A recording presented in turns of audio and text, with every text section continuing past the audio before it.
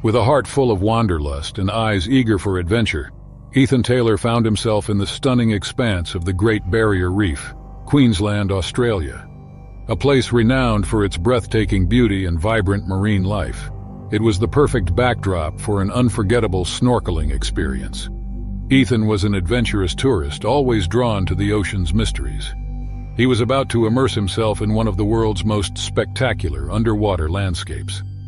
Armed with his snorkel and fins, Ethan waded into the warm, crystal-clear waters, his excitement building with every breath. High in the sky, the sun painted the ocean shades of blue and green, promising a day of discovery. Ethan had heard stories of the reef's inhabitants, colorful fish, majestic sea turtles, and even the occasional friendly shark. He was eager to witness this underwater paradise for himself. As Ethan ventured further from the shore, the reef came to life around him. Schools of fish darted through the water, their scales reflecting the sunlight in bursts of color. Corals of every shape and size formed an intricate maze beneath the surface, a testament to the reef's ancient and ongoing growth. Ethan was in awe, feeling humbled and exhilarated by the world unfolding. However, the reef held more than beauty. It also harbored challenges and surprises. As Ethan explored a particularly vibrant coral cluster, he noticed a large shadow moving in the periphery of his vision. Turning to look, he found himself face to face with a hammerhead shark, its distinctive silhouette unmistakable against the backdrop of the reef. Ethan's heart raced. He knew that hammerhead sharks were generally not a threat to humans, but the suddenness of the encounter sent a jolt of fear through him. The shark seemed curious, its eyes observing Ethan as it circled him. Ethan remembered the advice he had been given. Stay calm, avoid sudden movements, and maintain a respectful distance from marine wildlife. Trying to control his breathing, Ethan watched the shark move gracefully through the water. It was an awe-inspiring sight, one that few people ever got to experience. Yet Ethan knew he needed to find his way back to safety. The instinctual need for self-preservation overshadowed the beauty of the encounter. The challenge now was to navigate the treacherous waters back to the shore. The reef, while stunning, was a labyrinth of corals and underwater currents. Ethan had to make careful choices. One wrong turn could lead him further away from safety or into more challenging encounters with the reef's inhabitants. As Ethan began his cautious journey back, the hammerhead shark continued its patrol of the reef, a reminder of the wild and unpredictable nature of the ocean. Ethan's adventure in the Great Barrier Reef had taken a thrilling turn, transforming his snorkeling trip into a race against time. His battle for survival in these beautiful but treacherous waters had just begun. Ethan's experience was about testing his limits and challenging his courage, determination, and respect for the natural world. As he swam towards the familiar silhouette of the shore, each stroke was a mix of fear and fascination, a journey through one of nature's most magnificent creations. This was more than just an adventure. It was a profound encounter with the wild heart of the Great Barrier Reef. With the vastness of the Great Barrier Reef stretching out before him, Ethan Taylor knew that finding his way back would require more than physical strength. It would demand all his wits and knowledge of the ocean. Though no longer in immediate sight, the hammerhead shark had ignited a spark of urgency within him. Ethan's initial thrill of discovery transformed into a focused determination to navigate the complexities of the reef's underwater terrain safely. As he swam, Ethan kept a vigilant eye on his surroundings. The reef's beauty, with its kaleidoscope of corals and bustling marine life, was now a maze that he needed to traverse with caution. The clear waters allowed him to see the rich biodiversity that called the reef home and the potential dangers that lurked within. Ethan's respect for this underwater world deepened, understanding that he was a guest in a domain where nature reigned supreme. Once a bright companion, the sun began its descent towards the horizon, casting long shadows across the reef and coloring the ocean in hues of orange and pink. Time was of the essence, and Ethan felt the weight of every passing minute. He remembered the landmarks he had passed on his way out, the towering coral formations, the sandy clearings, and the schools of fish dancing around him. These were now his guideposts, leading him back to the safety of the shore. Ethan's muscles ached from the continuous effort, but his spirit remained unbroken. He focused on the rhythm of his breathing through the snorkel, the steady movement of his fins propelling him forward. The ocean's currents, once gentle guides, now seemed to challenge his every move, as if testing his resolve to reach the end of this unexpected journey. As the shore finally came into view, relief washed over Ethan. The beach had never seemed so inviting, with its golden sand and the promise of solid ground beneath his feet. Yet as he approached, Ethan felt profound gratitude for the experience. Though harrowing, the encounter with the hammerhead shark had offered him a glimpse into the raw beauty and power of the natural world. It was a reminder of the respect and humility with which one must approach these wild spaces. Climbing out of the water, Ethan took a moment to look back at the ocean. With all its wonders and dangers, the Great Barrier Reef had given him an adventure he would never forget. It was a testament to his resilience and a powerful lesson in the value of perseverance and respect for nature. Ethan's story of survival against the odds would remain a cherished memory, a tale of the human spirit and the enduring allure of the unknown. As he returned to the warmth and safety of civilization, Ethan knew that this experience had changed him. He had faced the treacherous waters of the Great Barrier Reef and emerged unscathed and enriched by the encounter. The adventure had begun as a simple snorkeling trip, a desire to explore the beauty of one of the world's most iconic coral reefs. It had turned into a race against time, a battle for survival in the face of the unpredictable forces of nature. Ethan's journey was a reminder of the delicate balance between the thrill of adventure and the ever-present need for caution and respect in the natural world. Ethan's adventure ended as the sun set on the Great Barrier Reef. Still, his encounter with the hammerhead shark and his battle for survival in Queensland, Australia's beautiful, treacherous waters, would live on. A powerful narrative of adventure, respect, and the indomitable human spirit. In the vast open waters of False Bay, South Africa, known as the gateway to the infamous Shark Alley, a competitive freediver named Mia Thompson prepared to test the limits of her abilities. Mia, known for her daring and skill, had set her sights on a new challenge: to break the record for the deepest freedive in these shark-inhabited waters. The ocean here was beautiful but notorious for its population of great white sharks, the sea's apex predators. Mia was not only drawn by the thrill of the challenge, but also by a deep respect for the ocean and its inhabitants. The morning of the attempt dawned clear and bright, with the sun casting a shimmering path across the calm sea. Mia stood on the boat's edge, taking deep, focused breaths, readying her body and mind for the dive. Her team, including safety divers and marine biologists, watched with admiration and concern. They understood the risks involved, but also trusted Mia's skill and preparation. Mia slipped into the water with a final deep breath, her body cutting through the surface with barely a splash. She descended swiftly, propelled by her powerful kicks, her eyes focused on the depths below. The water around her grew darker as she went more profound, the sounds of the surface world fading away until all that remained was the beating of her heart and the slow rhythm of her breath. As Mia approached the target depth, she felt a surge of adrenaline. The ocean floor loomed below her, a vast expanse of shadow and light. It was in this moment of solitude and focus that Mia sensed she was not alone. Out of the corner of her eye, she caught a glimpse of a massive shape moving in the water. A great white shark, drawn by the disturbance in its territory, was approaching her, its movements deliberate and curious. Mia's heart raced, but she remained calm. She knew that panic would only attract the shark further. Drawing on her understanding of shark behavior and extensive training, she maintained her composure, using slow, controlled movements to signal that she was not a threat. As the shark circled closer, Mia prepared to use her free-diving skills to make a controlled ascent, hoping to surface safely without provoking an attack. The encounter with the great white shark was the ultimate test of Mia's bravery and respect for the ocean's apex predators. It was a moment that balanced the thin line between courage and recklessness, a test of her ability to face the ocean's most significant challenge with grace and respect.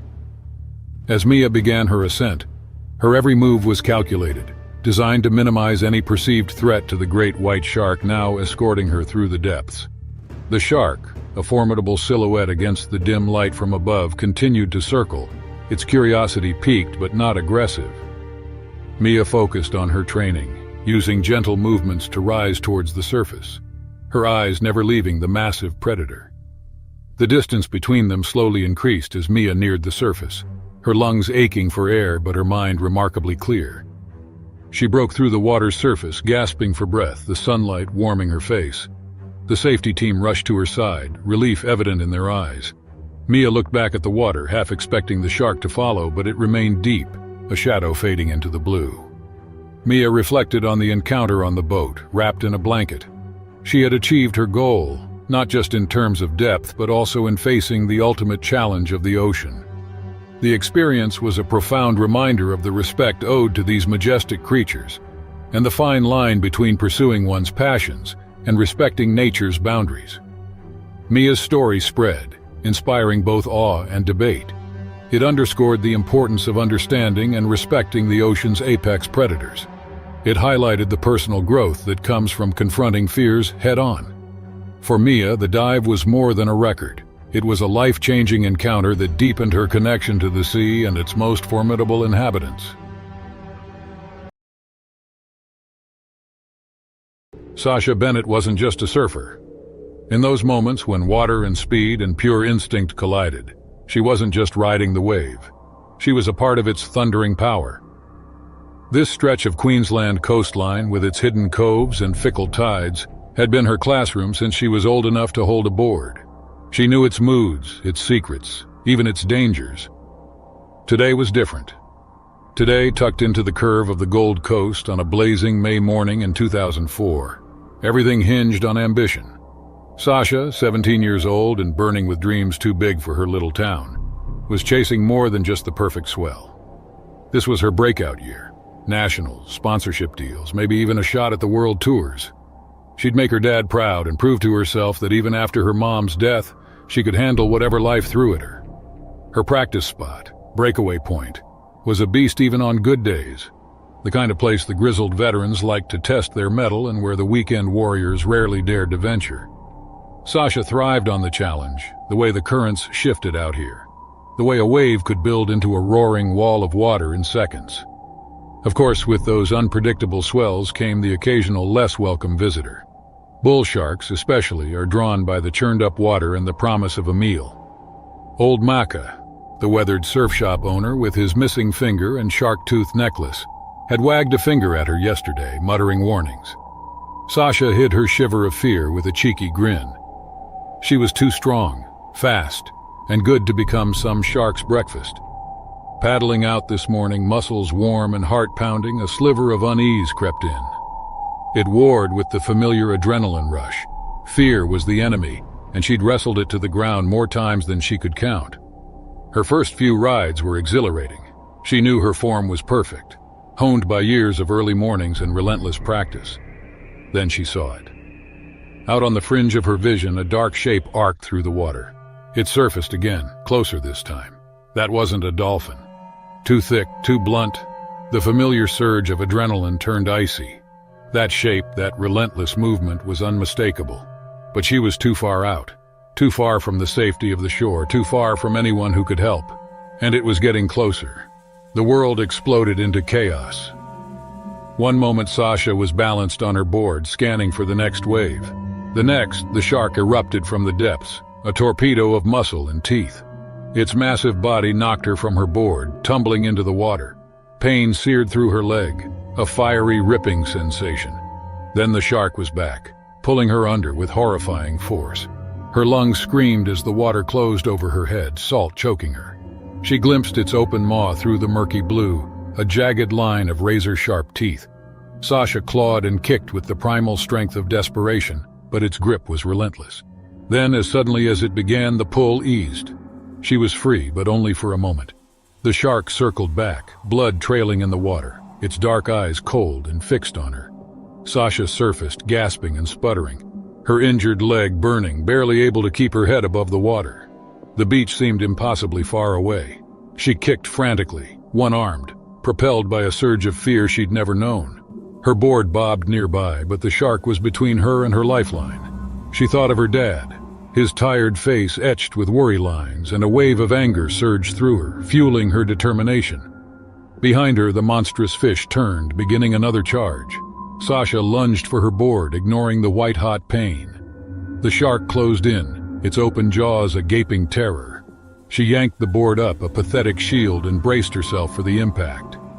There was a splintering crunch and a blinding flash of pain as the shark latched onto the board, tearing a huge chunk away. Sasha, propelled by the force of the attack, found herself airborne for a split second before crashing back into the water a few meters away. The shark circled again, disoriented, and Sasha used the precious seconds to paddle madly towards the distant shore. Her injured leg throbbed with each clumsy stroke. She knew the blood would attract the predator back and knew that time was running out. Every time a ripple broke the surface, her heart hammered a frantic rhythm against her ribs. She imagined those monstrous teeth clamping onto her leg again, the terrible drag into the dark depths. Wave after relentless wave, she pushed on, driven by the raw, desperate need to survive.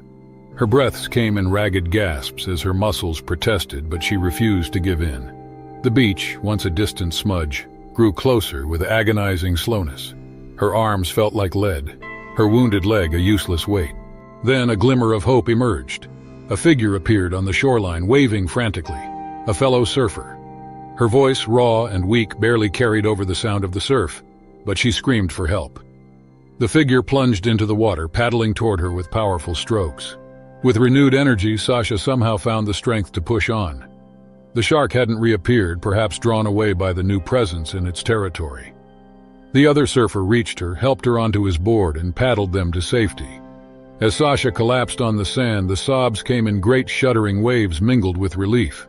Her leg throbbed relentlessly. The world blurred around her, but she was alive. They'd cheated the ocean, cheated death, and the taste of victory was sharper than the salt water stinging her eyes. Amid the Mediterranean area, where the chromatic heavens merged seamlessly with the sea, lay an enchanting island celebrated for its translucent waters and lively underwater realm. The summer of 1992 was a season of peak fascination for this haven, attracting a mix of adventurers and those in pursuit of serenity to its idyllic beaches. Among the island's guests were Lucas Thompson, his sibling Nathan, and their lifelong companion Marcus DeLuca. The trio, navigating their late 20s, sought refuge from the drudgery of their routine professional lives, finding solace in the boundless freedom offered by the sea. Their agenda was straightforward: to immerse themselves in the Mediterranean's welcoming waters for a day of snorkeling, hoping to uncover the hidden marvels beneath its surface. As dawn broke, bathing the island in a warm, golden light, the friends, armed with snorkeling gear, stepped into the refreshing embrace of the sea. They ventured further from land, buoyed by a sense of exhilaration, oblivious to the dramatic shift their journey was about to undertake. Beneath them, the sea thrived with a vibrant tableau of life. Fish swarmed amongst the corals, and the ocean floor presented a kaleidoscope of colors. Yet as they delved deeper, the environment transformed. The waters turned chillier, the sun's rays struggled to reach them, and the lively shallows gave way to the silent, deeper waters. It was in this serene yet eerie depth that they first noticed something unsettling. Initially, the shadows they spotted seemed mere silhouettes of large fish, perhaps curious of the newcomers. However, as time progressed, these shadows took on a more sinister form. A cold realization washed over the trio: they were not alone. Surrounding them were not mere fish, but sharks, gliding through the water with unsettling ease. Panic ensued. Despite their proficiency in swimming, they understood their disadvantage in the open sea, especially encircled by a group of sharks. Their initial desperate attempts to return to shore were chaotic, inadvertently drawing the sharks' attention. In the face of mounting danger, Lucas recalled a piece he had read on maintaining calm around sharks to avoid rapid movements that could incite an attack.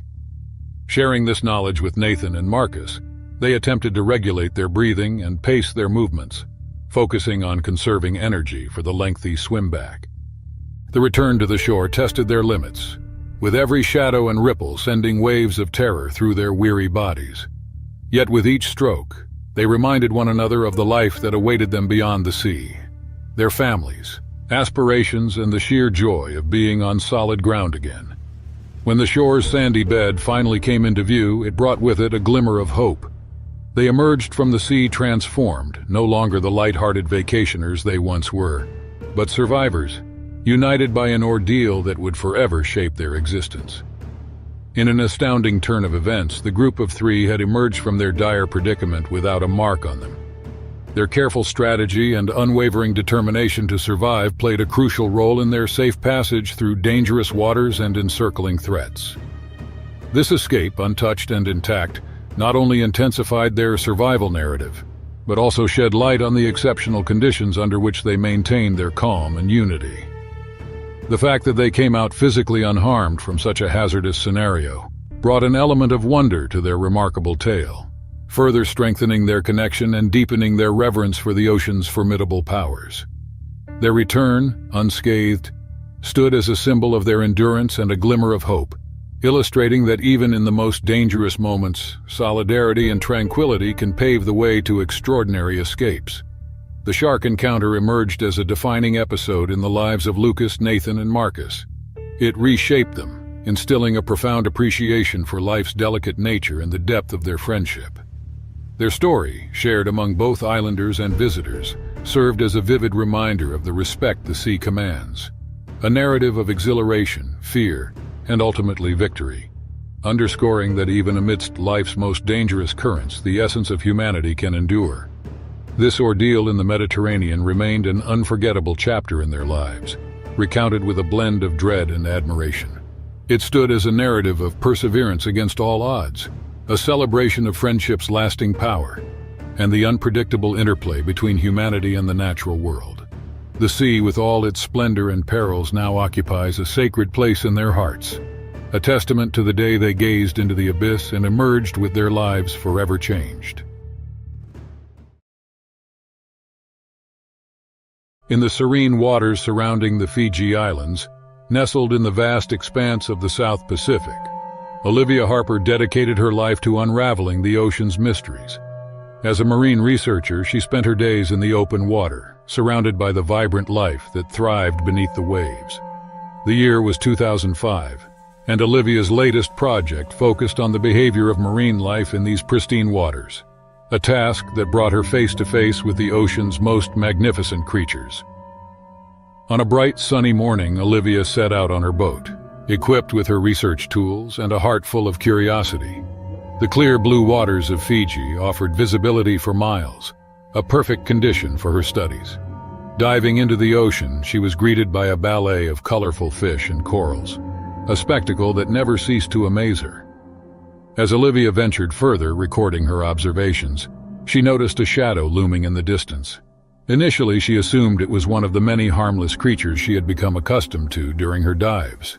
However, as the shadow drew closer, Olivia realized it was a bull shark, a species known for its unpredictable nature. The shark, perhaps curious or feeling threatened by Olivia's presence in its territory, began to circle her. Olivia's heart raced. She knew the importance of staying calm. Understanding panic could provoke the shark further. She kept her movements slow and deliberate, trying to signal that she was not a threat. Despite her efforts, the bull shark made a swift, exploratory bite, its teeth grazing Olivia's arm. The minor injury was enough to jolt her into action. Remembering her training, Olivia knew she had to act quickly to deter the shark and make her escape.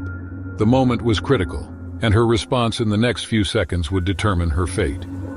Olivia reached for her dive knife, a standard piece of gear she hoped she would never have to use this way. With the shark preparing for another pass, Olivia positioned herself defensively, ready to use the knife to push the shark away if it came too close gently. Her heart pounded in her chest, a mix of fear and adrenaline fueling her survival instinct. The bull shark, perhaps deterred by Olivia's defensive stance or simply losing interest, began to circle wider, its black eyes watching her cautiously. Olivia focused on the shark, her mind racing to escape this predicament.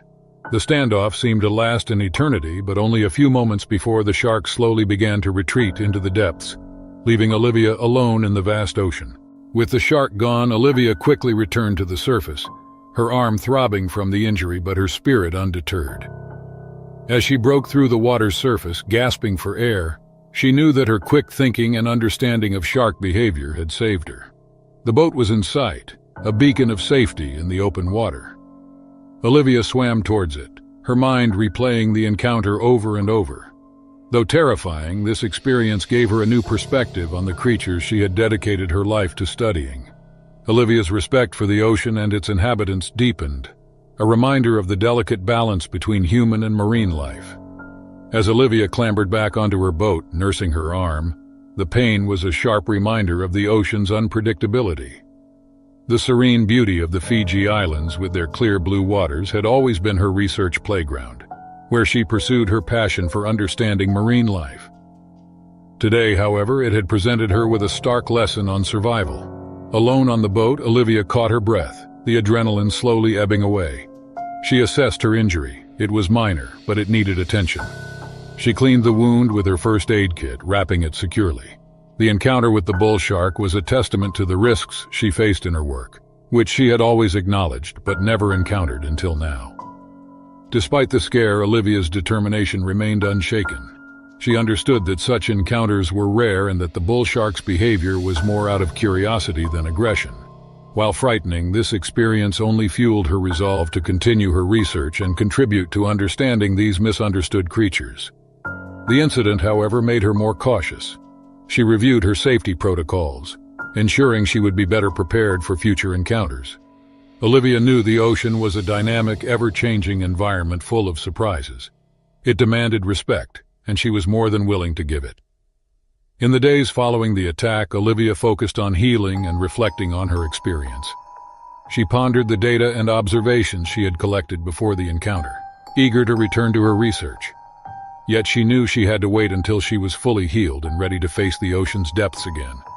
Olivia's brush with the bull shark did not deter her. Instead, it deepened her appreciation for the ocean and its inhabitants. She became more involved in promoting marine conservation, advocating for the protection of shark habitats and educating others about the importance of sharks in the ocean's ecosystem. Her research took on a new dimension, focusing on marine life behavior and human interactions with these powerful creatures. Eventually, Olivia returned to the water, her spirit undaunted.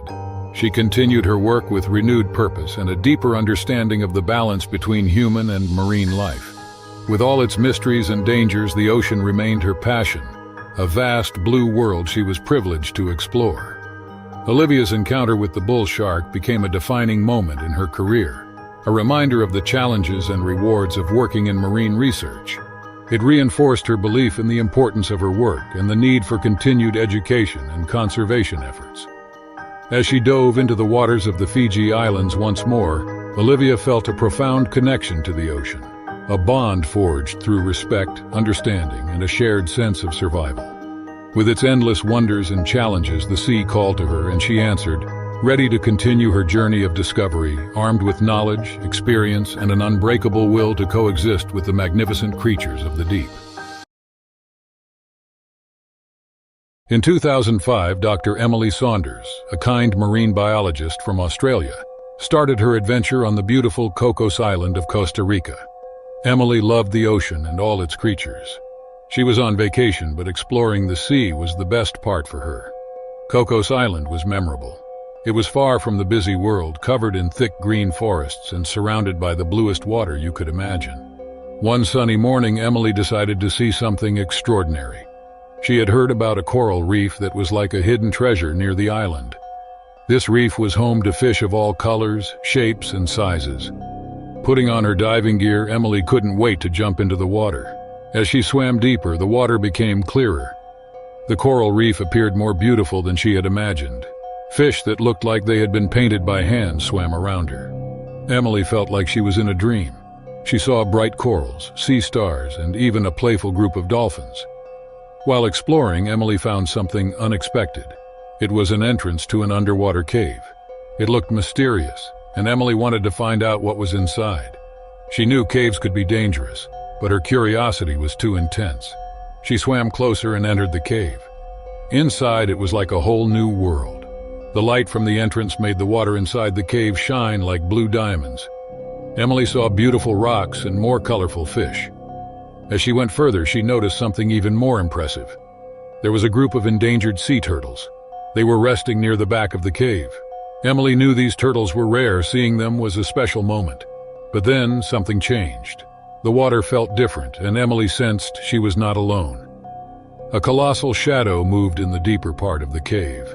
It was a great white shark, and not just any shark. This was a massive, rarely seen species. Emily's heart beat faster as the great white shark approached, showing signs of aggression. She remembered her training and knew she had to stay calm. Sharks could sense fear and needed to think clearly, even as the situation hinted at an imminent attack. Emily remembered everything she knew about great white sharks. This one seemed curious but potentially aggressive. Still, she knew she had to be very careful. It was essential to respect the shark's space and not to make sudden moves. She also thought about the sea turtles. They were in the cave too, and she strongly desired to protect them. Emily knew she had to find a way out of the cave, back to the reef and eventually to the beach. But how could she do that with a massive great white shark nearby, potentially ready to attack, and a group of endangered sea turtles to think about? The situation could have been more apparent. Emily had to use all her knowledge about the ocean and its creatures. She started to plan her next steps very carefully, thinking about how to move through the water quietly and safely. It was going to be a big challenge, but Emily was ready. She was determined to protect the turtles and find her way back to safety, even as she prepared for the possibility of a great white shark attack. As she prepared to navigate the dangerous waters of the cave, Emily felt a mix of fear and excitement. She knew this was going to be an adventure she would never forget. The peaceful island vacation had turned into a thrilling journey under the sea, where she would need all her wits and bravery to return to Cocos Island's sunny beaches while dealing with the looming threat of a great white shark. Her heart racing, Emily Saunders looked at the great white shark and the precious sea turtles. She had to make an intelligent plan, especially now that the threat of a great white shark attack was real. She remembered a lesson from her studies in the quiet underwater cave. Great white sharks are curious but can also be careful. She might not seem like a threat or prey if she didn't panic or rush. Taking slow, calm breaths through her diving gear, Emily started to move. She made sure her actions were slow and gentle. She wanted to show the shark she meant no harm. Emily also knew she couldn't leave the sea turtles behind. They were rare and needed her help. The shark watched her but stayed still. It was as if the shark understood she was not a danger. Emily used this chance to guide the sea turtles. She knew sea turtles were good at following, so she led them towards the cave entrance. Suddenly, the great white shark lunged, causing a moment of chaos. Emily managed to avoid a direct attack, but in the process she sustained minor injuries from the sharp coral as she evaded the shark's powerful jaws. Sensing the danger, the sea turtles hurried along with Emily towards the safety of the cave's entrance. The shark moved aside, letting them pass. It was a moment Emily would never forget. The massive creature of the deep sea shows an unexpected moment of restraint. Once near the cave's entrance, Emily saw the sunlight shining through the water. It was a beautiful sight, even more so now with the knowledge of having survived a close encounter with a great white shark. She and the sea turtles were getting closer to safety, but she still needed to be careful. The open water outside the cave could have other dangers. As they left the cave, Emily looked back. The shark was gone, disappearing into the darker parts of the cave. She felt grateful and relieved. Now she swam slowly in the bright part of the reef, ensuring the sea turtles were with her. They seemed to understand they were being helped. The journey back to the beach was quiet and peaceful. The water was clear and the sunlight made everything look magical. Emily felt a stronger connection to the sea and its creatures than ever. When they reached the shallow waters near the beach, the sea turtles seemed to know they were safe. They slowly swam away back into their ocean home. Emily watched them go, feeling happy and proud despite the lingering pain from her injuries. Standing on the beach, Emily took off her diving gear. She looked at the ocean, thinking about her adventure. She had faced a great white shark, protected endangered sea turtles, and found her way back to safety, all while sustaining some injuries. It was an experience that changed her. She knew she would tell this story many times, sharing the beauty and mystery of the ocean, along with the cautionary tale of respecting its inhabitants. Emily also realized something important. The ocean was full of extraordinary creatures. It was a place of wonder, but it needed to be protected. She promised herself that she would keep working to help the ocean and its life. The adventure on Cocos Island was over, but Emily's journey to protect the sea had just begun. The sky turned orange and pink as the sun set over Cocos Island. Emily sat on the sand watching. She felt a deep peace inside. The ocean had shown her its wonders and dangers. She had learned and grown, and the day had started as a simple vacation dive. Still, it ended with a powerful lesson about courage, respect, and the beauty of the natural world, punctuated by an unforgettable encounter with a great white shark. The waters of the Great Australian Bight shimmered under the harsh glare of the July sun. It was 2007, the depths of winter in South Australia. Still, for marine biologist Anya Petrova, the water was a second home. Today it would be a battleground. Anya wasn't your typical beach bunny. She'd grown up in the harsh beauty of the Russian north, with snow swirling where others saw sand. But she'd always dreamt of the ocean, its vast mystery calling to her even as a small girl. Now, working on her doctorate, she spent her days chasing the secrets of the world's apex predators, sharks. Her study site, a remote stretch of coastline known as Neptune's Playground, was infamous for great white sightings. These weren't mindless killing machines of the movies, but creatures of strategy and incredible power. Anya longed to understand them, to help shatter the myths that led to senseless culls and an unbalanced ecosystem. Today was about observation. She and her research partner, grizzled old Tomo, would descend into a shark cage anchored just off a known seal colony. It was controversial work. Some said using bait was too risky, but Anya believed the insight gained was worth it. The ride to the study site was choppy, the boat slapping the waves. Tomo regaled her with tales of close calls and scars earned over the years. His gruffness masked a grudging respect for her knowledge, a newcomer accepted into the old boys' club of shark research. As they neared their destination, Anya's heart thumped a counterpoint to the thrum of the boat's engine. This wasn't about bravery. It was about facing a fundamental instinctive fear. Sharks were wired into the oldest parts of the human brain, whispering of teeth and darkness and the fragility of flesh. The water here had an oily sheen, and the smell of fish was strong. A fur seal zipped past the boat, its dark eyes wary. Anya knew this was the shark's hunting ground, and she was stepping directly into the arena. It wasn't about conquering her fear, but living alongside it long enough to do her work. The cage was lowered with a resounding splash. Tomo, after a lifetime of dives, stayed topside, eyes glued to the water. Strapping on her gear, Anya felt a familiar mix of excitement and the prickle of pure, undiluted terror. This was where she thrived, on that knife edge between wonder and oblivion. The first sighting was breathtaking. Its gray skin blended with the murky water, and a massive form materialized from the deep. The great white cruised past the cage, its black eyes seemingly fixated on her. Anya, heart-pounding, filmed the encounter, her scientific mind battling a surge of pure primal terror. This was beauty and brutality embodied. The shark circled, its movements mesmerizingly fluid. Anya knew the routine: assess the potential meal and test the defenses. The cage wasn't an obstacle, more of an annoyance, but it would protect her, mostly. She'd seen the footage, those massive jaws capable of biting through steel. Then it happened. The shark charged, a torpedo of muscle and teeth. It slammed into the cage, the impact jarring her teeth. It thrashed and circled, frustrated. Anya clung to the bars, fighting against a wave of nausea as the cage swayed violently. Then, silence. She risked a glance out. Nothing. Had it given up? Anya struggled to regulate her breathing. Above, she could just make out the silhouette of the boat. Tomo would be watching, worried but unable to help. Her lifeline was the comm system hooked to her mask. She activated it, her voice barely more than a frightened whisper against the static. A reply echoed back, tense and strained, hinting at an unseen complication. The line crackled, then cut off, leaving Anya alone with the terrifying implication of whatever was hampering the winch. Panic flared. Being stuck above water was dangerous enough, attracting more sharks. But stuck underwater, that was a death sentence. Minutes ticked by, each one agonizingly slow. She scanned the water, desperately searching for a sign of her attacker. Then, the water pressure changed, a prickling on her neck. The shark was back.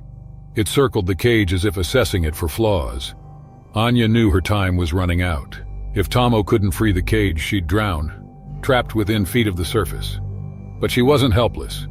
Years of studying shark behavior flickered through her panic. She'd read theories. Tapping the snout would confuse a shark and disrupt its attack pattern. It was a long shot, but it was her only shot. Grabbing a spare camera rod, she took a deep, steadying breath and reached through the bars. The shark turned, sensing the movement. She lunged out, tapping it on the snout twice, thrice. The shark recoiled, momentarily disoriented by her counterattack. Anya lunged back, her heart pounding with terror and desperate hope. It was working. But she knew time was not on her side. She repeated the action, a desperate gamble against the looming threat. The shark backed off again. Its movement slowed, seemingly confused by the unexpected resistance. Suddenly, the cage jerked upwards. Tomo's voice, filled with urgency, crackled through the comms.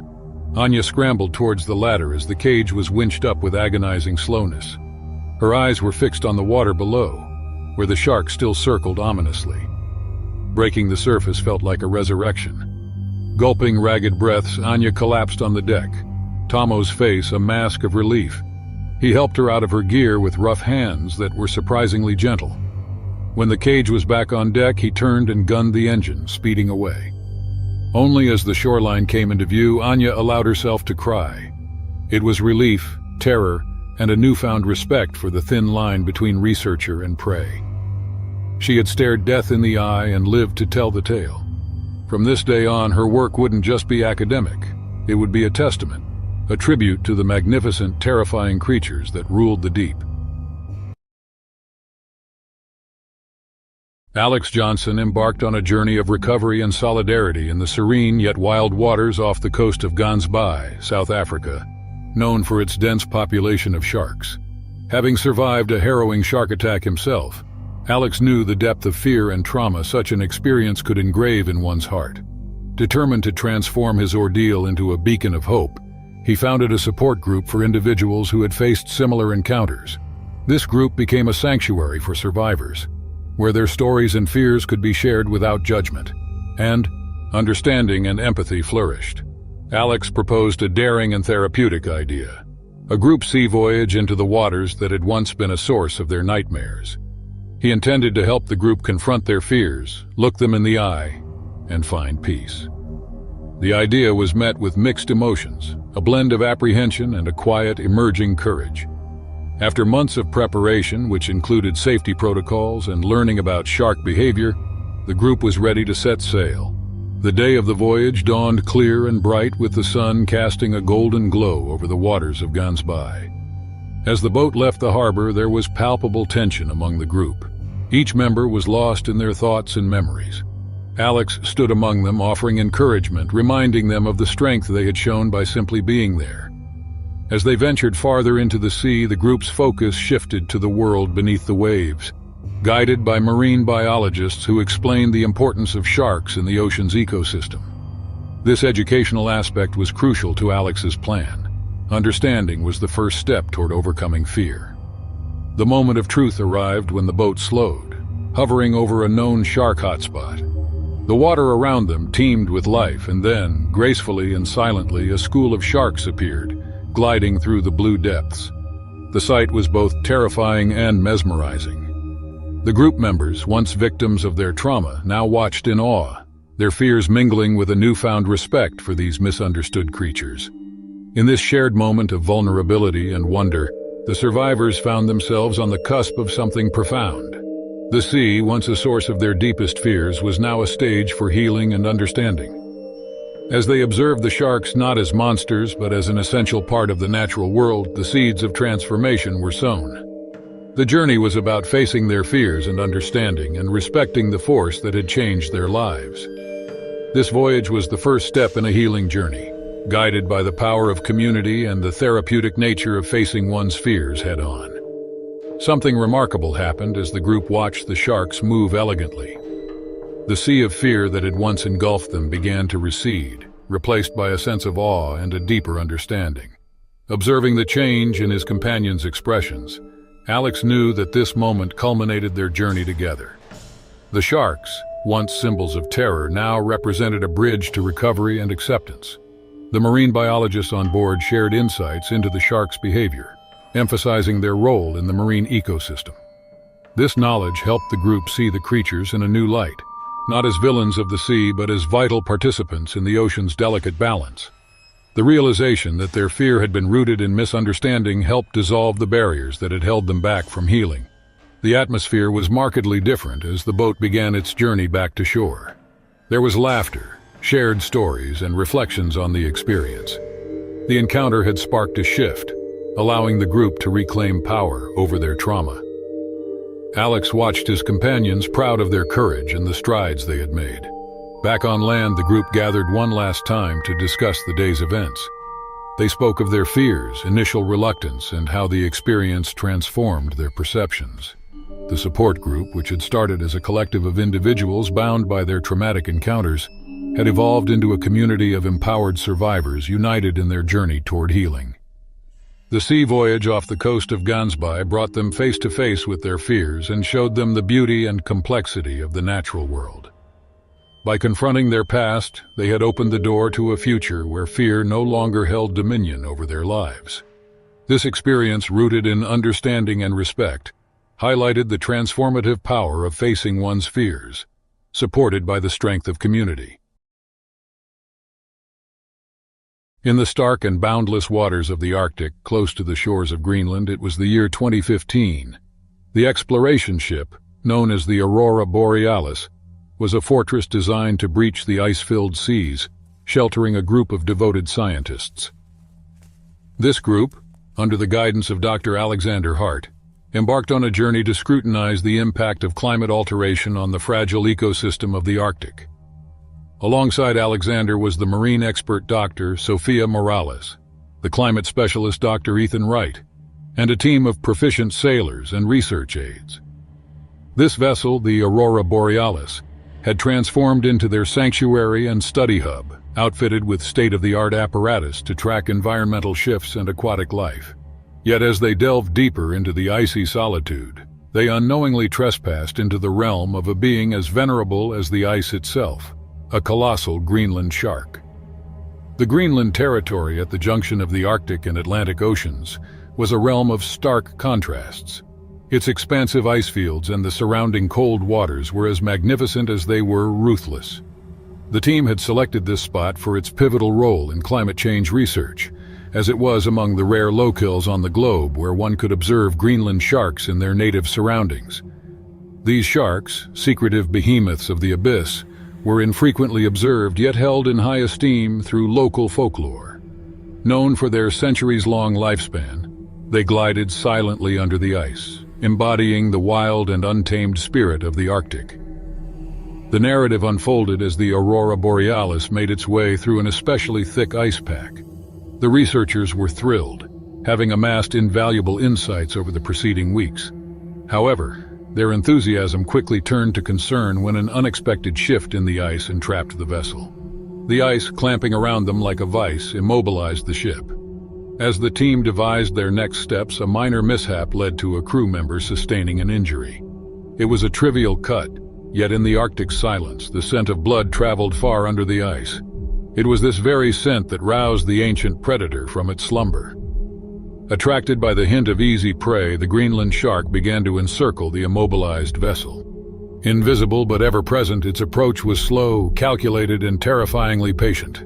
Dr. Alexander Hart, with his weathered beard and eyes that had witnessed countless storms, pondered their predicament. Sophia, with her profound understanding of marine life, noted the shift in underwater currents. Ethan, with his unmatched climate insight, realized the ice would not release its grip easily. Confronted with a critical choice, the team deliberated. Awaiting rescue was akin to playing dice with their lives, but to traverse the ice and enter the water meant facing the very essence of Arctic peril. They chose to forge a pathway through the ice, an arduous and hazardous task, but their sole chance at freedom. As they toiled, the shark loomed, a sinister specter beneath the ice. The crew, aware of the lurking danger, advanced with urgency and caution, their progress slow yet persistent. The Arctic, with its awe-inspiring beauty, remained indifferent to their plight. The Aurora Borealis illuminated the skies, casting otherworldly lights over the ice, starkly contrasting the gloom that lay beneath. The tension within the team was tangible, each member conscious that every disturbance could draw the predator's gaze. Nonetheless, they pressed on, driven by a desire to survive and the bonds forged through shared trials.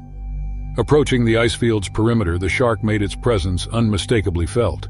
A vast, menacing shadow glided beneath the fragile ice underfoot. Its mere sight, even through the opaque waters, sent chills through them. The inevitable confrontation they had wished to evade was upon them. Yet this was no ordinary adversary, and they were no ordinary foes. They were scholars endowed with knowledge and an appreciation for the natural world that few could claim. They acknowledged the risks of their venture, but also understood that survival in the Arctic demanded respect for all its residents, even the most formidable. In an age-old ballet, humans and sharks circled one another, each evaluating the other's strength and intentions. The researchers, leveraging their grasp of marine behaviors, sought to dissuade the shark, generating vibrations in the water that mimicked those of a larger predator as daylight faded into the Arctic night's perpetual twilight. The researchers, having navigated the shifting ice with great effort, were physically and mentally exhausted. Their survival tactics, while successful, exacted a toll. Dr. Alexander Hart, who had steered the team with unwavering composure, endured frostbite on his hands, a direct consequence of handling ropes and tools in sub-zero temperatures, and his gloves were compromised during the intensive labor. Sofia Morales exhibited bruises and a significant laceration on her leg, evidence of a dangerous slip on the ice while transporting scientific gear across the treacherous surface. Ethan Wright, in his attempt to generate noise diversions for the shark, inadvertently lured a seal, resulting in a frantic episode that left him with a sprained ankle and several abrasions. Their strategy afforded them critical time, enabling them to reach a more stable ice flow. From this point, they signaled for assistance, their distress flares cutting through the twilight. Rescue arrived as the ice shifted once more, this time creating a passage for the Aurora Borealis. The researchers were salvaged, their mission was incomplete, but their lives were preserved. The shark, its curiosity quenched, vanished into the depths, leaving behind a narrative that would echo through the ages. Despite their injuries, the team's morale was uplifted by the arrival of the rescue helicopters, their rotors a comforting sound amidst the Arctic's quietude. The rescuers, adept in polar operations, promptly evaluated the situation and administered first aid. They employed stretchers for those incapacitated, ensuring everyone's safe transfer to the helicopters. When they came back, the researchers received medical attention commensurate with the severity of their injuries.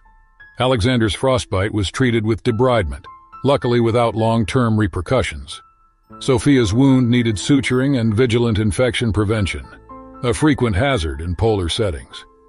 Ethan's ankle, though sprained, was not fractured as initially feared, and he was advised to rest and rehabilitation for a complete recovery. The physical recovery was merely one facet of their ordeal. The psychological aftermath of their encounter with the Greenland shark, their survival struggle in one of Earth's most relentless environments, and the acknowledgement of their frailty left indelible marks on each of them. Yet it also cemented a bond stronger than the ice that had trapped them. In the weeks and months that followed, they leaned on each other through the recovery process, exchanging their stories and the wisdom gained. Reflecting on their ordeal, the team recognized a profound lesson beyond their scientific pursuits: the formidable force of nature and the fragile equilibrium that governs life in the Arctic. Their experience not only tested their physical endurance, but also intensified their commitment to protecting these remote and vulnerable ecosystems. Dr. Alexander Hart, Dr. Sofia Morales, and Dr. Ethan Wright returned to their respective disciplines with a refreshed sense of purpose. Their brush with the Greenland shark reinforced the need for respect and caution in human engagements with the natural realm. Their Arctic escapade became a testament to the challenges faced by explorers of the unknown, a reminder of the simultaneous beauty and peril inherent in the natural world. As the Aurora Borealis departed from Greenland's shores, its crew cast a final glance at the ice, aware they had left behind a piece of themselves, interwoven with the timeless epic of the Arctic. In the sunny town of New Smyrna Beach, Florida, where the sand sparkles like tiny jewels under the vast blue sky, a day at the beach was about to turn into an unforgettable adventure for Emma Thompson. The year was 2001, and the beach, known for its gentle waves and friendly locals, was bustling with families and friends soaking up the sun's warmth. Emma, a kind-hearted beachgoer who loves the ocean, decided to dip in the shallow waters to cool off from the heat. With her short, light brown hair tied back and her blue swimsuit hugging her closely, She waded into the clear, refreshing water, laughing and splashing around without a care. New Smyrna Beach, celebrated for its beauty, also held secrets beneath its waves. It was a habitat for marine life, including the majestic yet misunderstood tiger shark. Unknown to many, these creatures wandered into shallower waters, drawn by curiosity and searching for food. As Emma swam, enjoying the soothing embrace of the ocean, an unexpected shadow approached. A tiger shark, intrigued by the splashing, ventured closer to the shore than usual. In a swift moment, the shark mistook Emma for prey, resulting in a quick but terrifying encounter. Emma felt a sharp tug at her leg, and she knew immediately she was not alone. Fighting the panic that surged through her, Emma remembered the advice she had heard about staying calm during a shark encounter. She resisted the urge to thrash wildly, knowing it could provoke the shark further. With a surge of courage, she gently pushed the shark away, and to her relief, it swam off into the deeper waters, leaving her in a state of shock but alive. Emma hurried back to the shore, her leg bearing marks of the encounter, a few scratches and a bite that, while scary, was not life-threatening. The beachgoers rushed to her aid, wrapping her in towels and offering comfort. The local lifeguards responded quickly, providing first aid and ensuring she was not in grave danger. This incident, while minor, sparked a wave of concern throughout the New Smyrna Beach community. Emma's story spread quickly, raising questions and fears about the safety of swimming in these waters. They are known for their beauty, but are now reminded of their hidden risks. Once buzzing with the carefree joy of beach activities, the community found itself at the heart of a meaningful conversation. Talks about shark safety measures, awareness programs, and the coexistence with the ocean's creatures became the forefront of discussions. The local news covered Emma's story, urging the community to educate themselves on staying safe while enjoying their beloved beach's natural wonders. Though shaken by the experience, Emma was at the center of this newfound awareness. Her encounter with the tiger shark, a moment of fear and bravery, catalyzed change. The people of New Smyrna Beach began to look at the ocean with a new respect, understanding the importance of harmony with the marine life that called it home. As the sun set on New Smyrna Beach, casting a golden glow over the sand and sea, the community knew this was a turning point. It was a reminder of the delicate balance between enjoying nature's beauty and respecting the creatures that dwell within it. Emma's ordeal was not just a story of survival, but a lesson in coexistence, marking the beginning of a new chapter for New Smyrna Beach and its residents. Following Emma Thompson's close encounter with a tiger shark at New Smyrna Beach, Florida, the community's initial shock and fear gradually transformed into a collective call to action.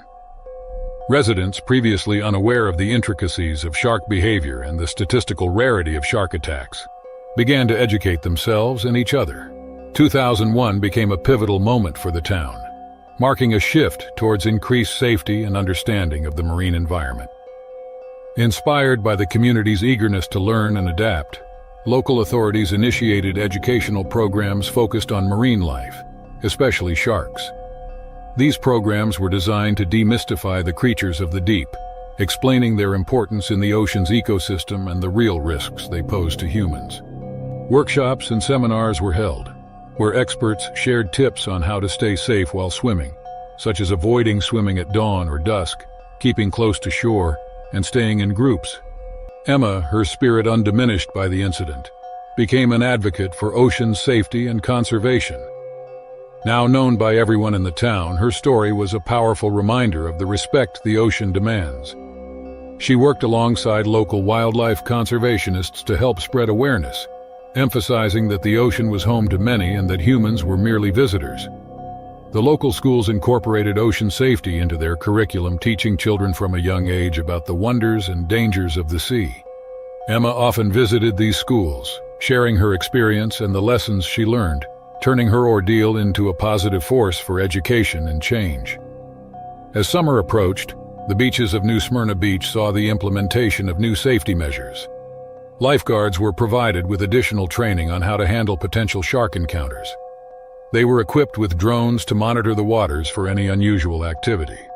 Signage was erected along the beach, offering guidance on shark safety and reminding beachgoers of the simple steps to reduce the risk of an encounter. The community's efforts were met with positive results. The following summer passed without incident, and the beach again became a bustling hub of joy and laughter. Families returned to the sand and sea, now armed with knowledge and a more profound respect for the marine life that shared their beloved beach. Emma's courage and the community's response became a model for other coastal towns facing similar challenges. New Smyrna Beach was praised for its proactive stance on coexistence with nature, setting an example for how communities can adapt to live safely alongside the natural world. Years later, Emma still walks the beach, her gaze often drifting to the horizon where the ocean meets the sky. The incident with the tiger shark, while a terrifying moment in her life, had given her a purpose. She had helped foster a community that valued safety, education, and respect for all life forms. The tiger shark, once a symbol of fear, had become a symbol of unity and strength for the people of New Smyrna Beach. They had learned to live harmoniously with the ocean, embracing its mysteries with caution and respect. Emma's tale of survival and transformation remained a testament to the power of community and the enduring bond between humans and the natural world. The air shimmered with the relentless summer heat of Western Australia's coastline. It was January 2011, a stolen weekend where worries melted away like ice cream in the sun. For Maya Bennett, fresh from the green chill of Tasmania, it was an escape into a world of endless blue. Her three best friends, boisterous Jess, easygoing Tim, and quiet, thoughtful Ryan, had lured her west with promises of sun-drenched beaches and a laid-back vibe miles away from their hectic city lives. Now they sprawled on their towels, laughter ringing over the crash of waves. This cove, tucked away and a long drive from the tourist haunts, was their slice of paradise. The water gleamed with a deceptively inviting turquoise hue, masking the depths below. Maya, still getting used to the mainland strength of the sun, loved the feel of warm sand between her toes, the salty breeze teasing her hair. She'd always preferred the mountains to the ocean. Growing up in the shadow of Cradle Mountain had fostered a love of rocky heights and cool forests, not the relentless rhythm of the tides or the sunburn already stinging her shoulders. But the ocean's endless horizon offered freedom she couldn't quite find on solid ground. The others were already heading for the water, their shouts playful over the sound of the surf. Maya, usually the cautious one, felt a surge of recklessness. This trip was about letting go and embracing warmth and spontaneity in a way that wasn't always easy for her. The water was shockingly cold, a delicious contrast to the day's heat. Tim challenged her to a race. Jess did her usual goofy cannonball, and Maya, laughing, let herself be pulled into their boisterous fun. This was what life was supposed to feel like. Simple joy, friendship, and the thrill of being young and untamed on this vast, wild coastline. But beneath the clear water, a dark shape moved. Great whites patrolled this ocean stretch, drawn further offshore by the seal colonies. It was a fact Maya had filed away alongside warnings about snakes and sunburn. This remote possibility barely flickered across her carefree mood. Maya noticed something odd about Ryan's behavior as she floated further out. He was treading water, but his usual easygoing expression had vanished, replaced by a tense stillness. A hint of unease tightened her carefree mood, and she called out to him. Instead of answering, Ryan turned and gestured for them all to head back to shore. His urgency was apparent, but the unthinkable happened before Maya could warn her friends. The change in the water was almost imperceptible initially, a slight ripple that went unnoticed by the laughing group. Then an eruption of water churned scarlet, and Jess's shriek pierced the air. One moment she was splashing playfully, the next, something massive yanked her under with horrifying force. Maya froze, her mind unable to process the sudden shift from paradise to nightmare. She saw a dark fin slicing through the water, shockingly close to shore. A great white, its monstrous form visible just below the surface. The realization hit her with the force of a physical blow as the predator circled back, drawn by the scent of blood and thrashing limbs. Tim, the closest to the attack zone, propelled himself furiously toward his friend, fueled by a desperate mix of courage and terror. Panic threatened to engulf Maya, but a primal instinct kicked in. Ryan was closest to shore, frantically doggy-paddling towards the safety of the sand. She screamed a wordless warning, her voice filled with a desperate urgency she'd never known. The shark, seemingly disoriented by the sudden chaos, gave them a precious few seconds. Tim reached Jess, now eerily still. He started pulling her back, every kick pushing them further from the predator's jaws. Maya scanned the bloody water, desperately seeking her friend. Where was Jess? Where was the shark? Had it lost interest, sated by its kill? Then a flash of white.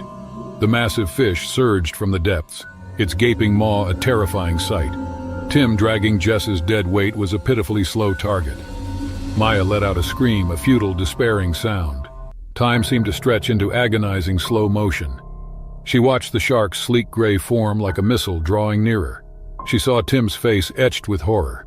But in that heart-stopping moment, something shifted. The shark, almost upon them, swerved with unnatural agility. Had it spotted easier prey?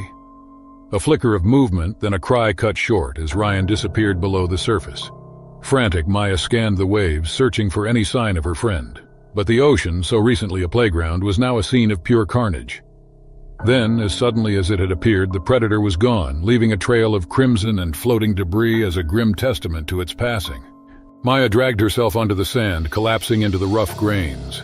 Her whole body trembled, sobs racking her frame. 2 of her friends, just gone. The idyllic beach now felt tainted with horror, the air still vibrating with screams and the sickening metallic scent of blood. Tim knelt beside her, his face drained of color, Jess's blood dripping from his hands.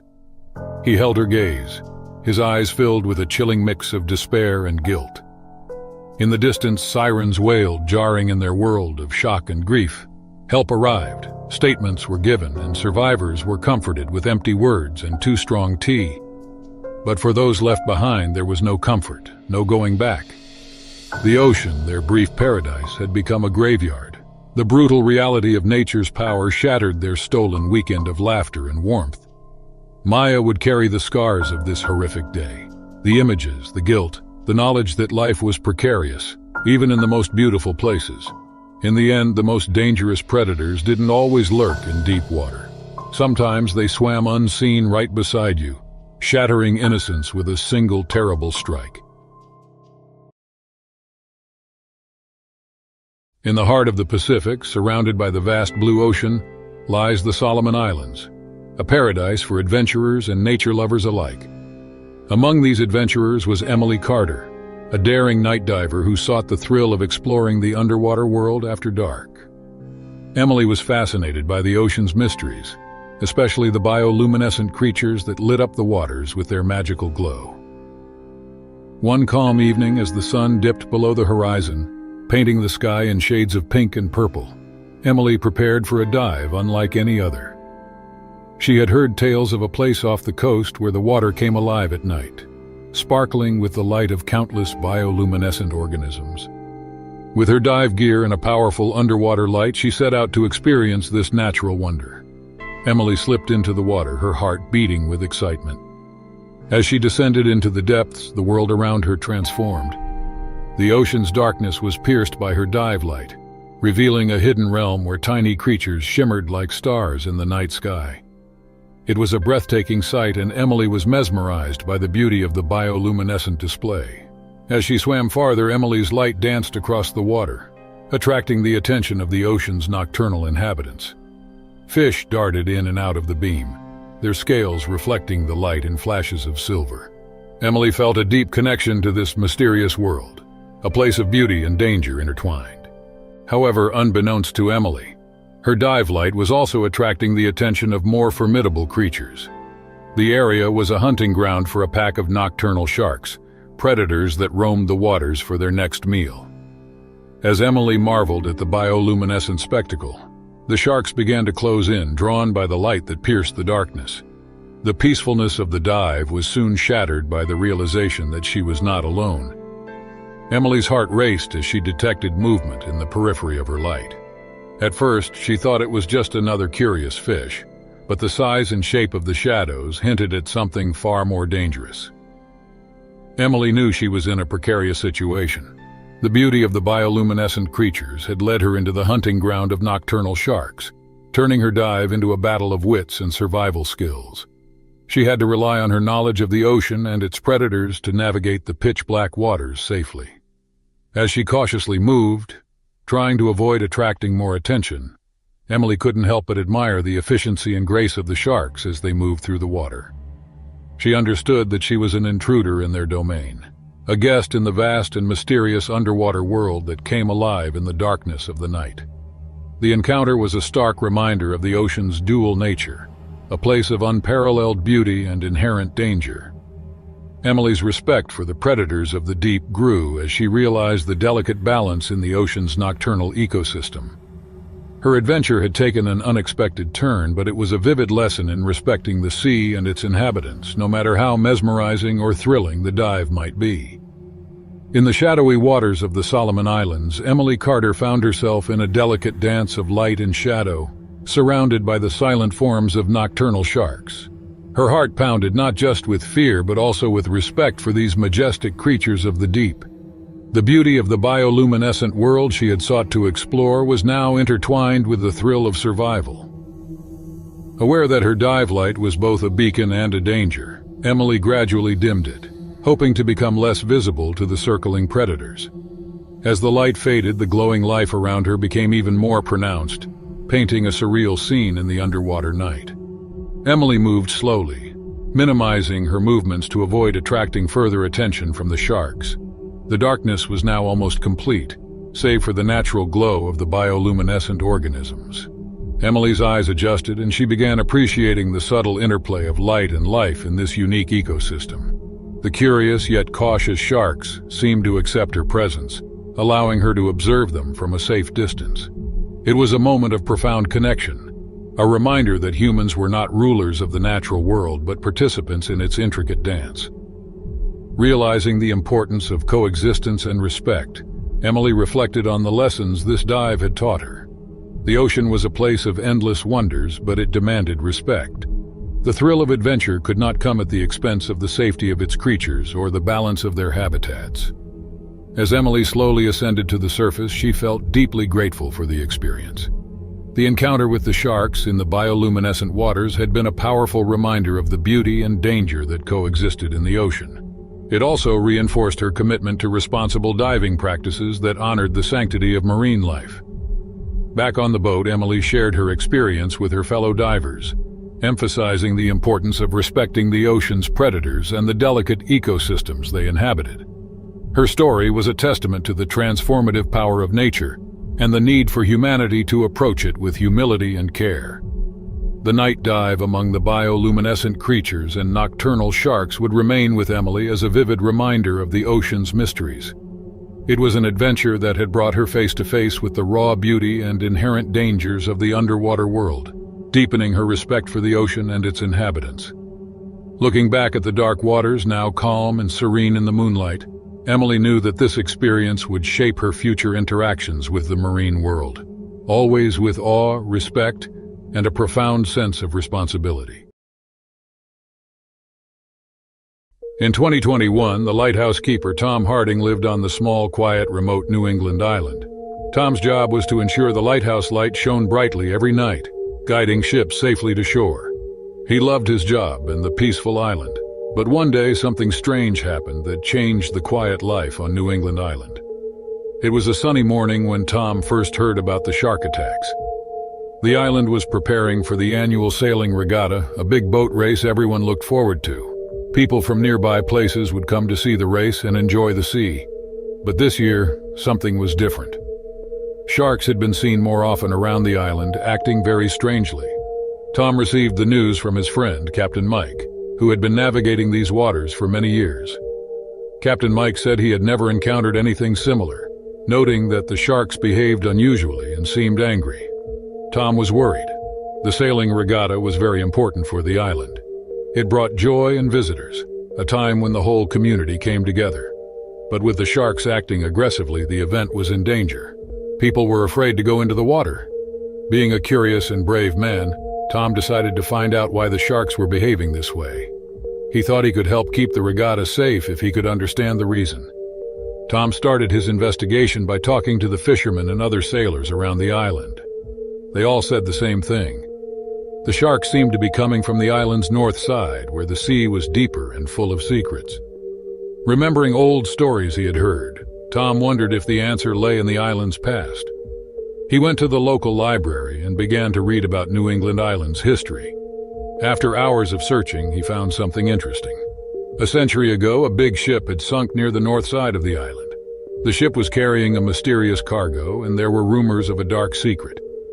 Tom's heart raced as he read, leading him to speculate whether the shipwreck could cause the shark's unusual behavior.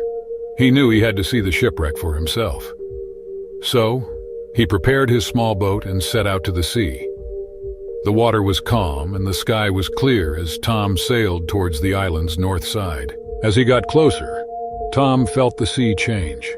The water was darker and the air had a strange feeling. He looked into the deep blue sea and saw the shadow of the old shipwreck. It was a haunting sight, lying on the ocean floor, a reminder of the past. Tom dove into the water, swimming closer to the wreck. He could see the sharks swimming nearby, their movements quick and agitated. As he explored the wreck, Tom found something unexpected. Hidden in the ship's remains was an old chest covered in seaweed and coral. He knew he had found something important. The chest could hold the key to the mystery of the shark's behavior. But just as he reached to open it, a shadow loomed over him. One of the sharks was coming straight towards him. Tom's heart pounded in his chest as the shark swam closer. But instead of attacking, the shark circled him, almost as if it was curious rather than angry. Taking a deep breath, Tom turned his attention back to the chest.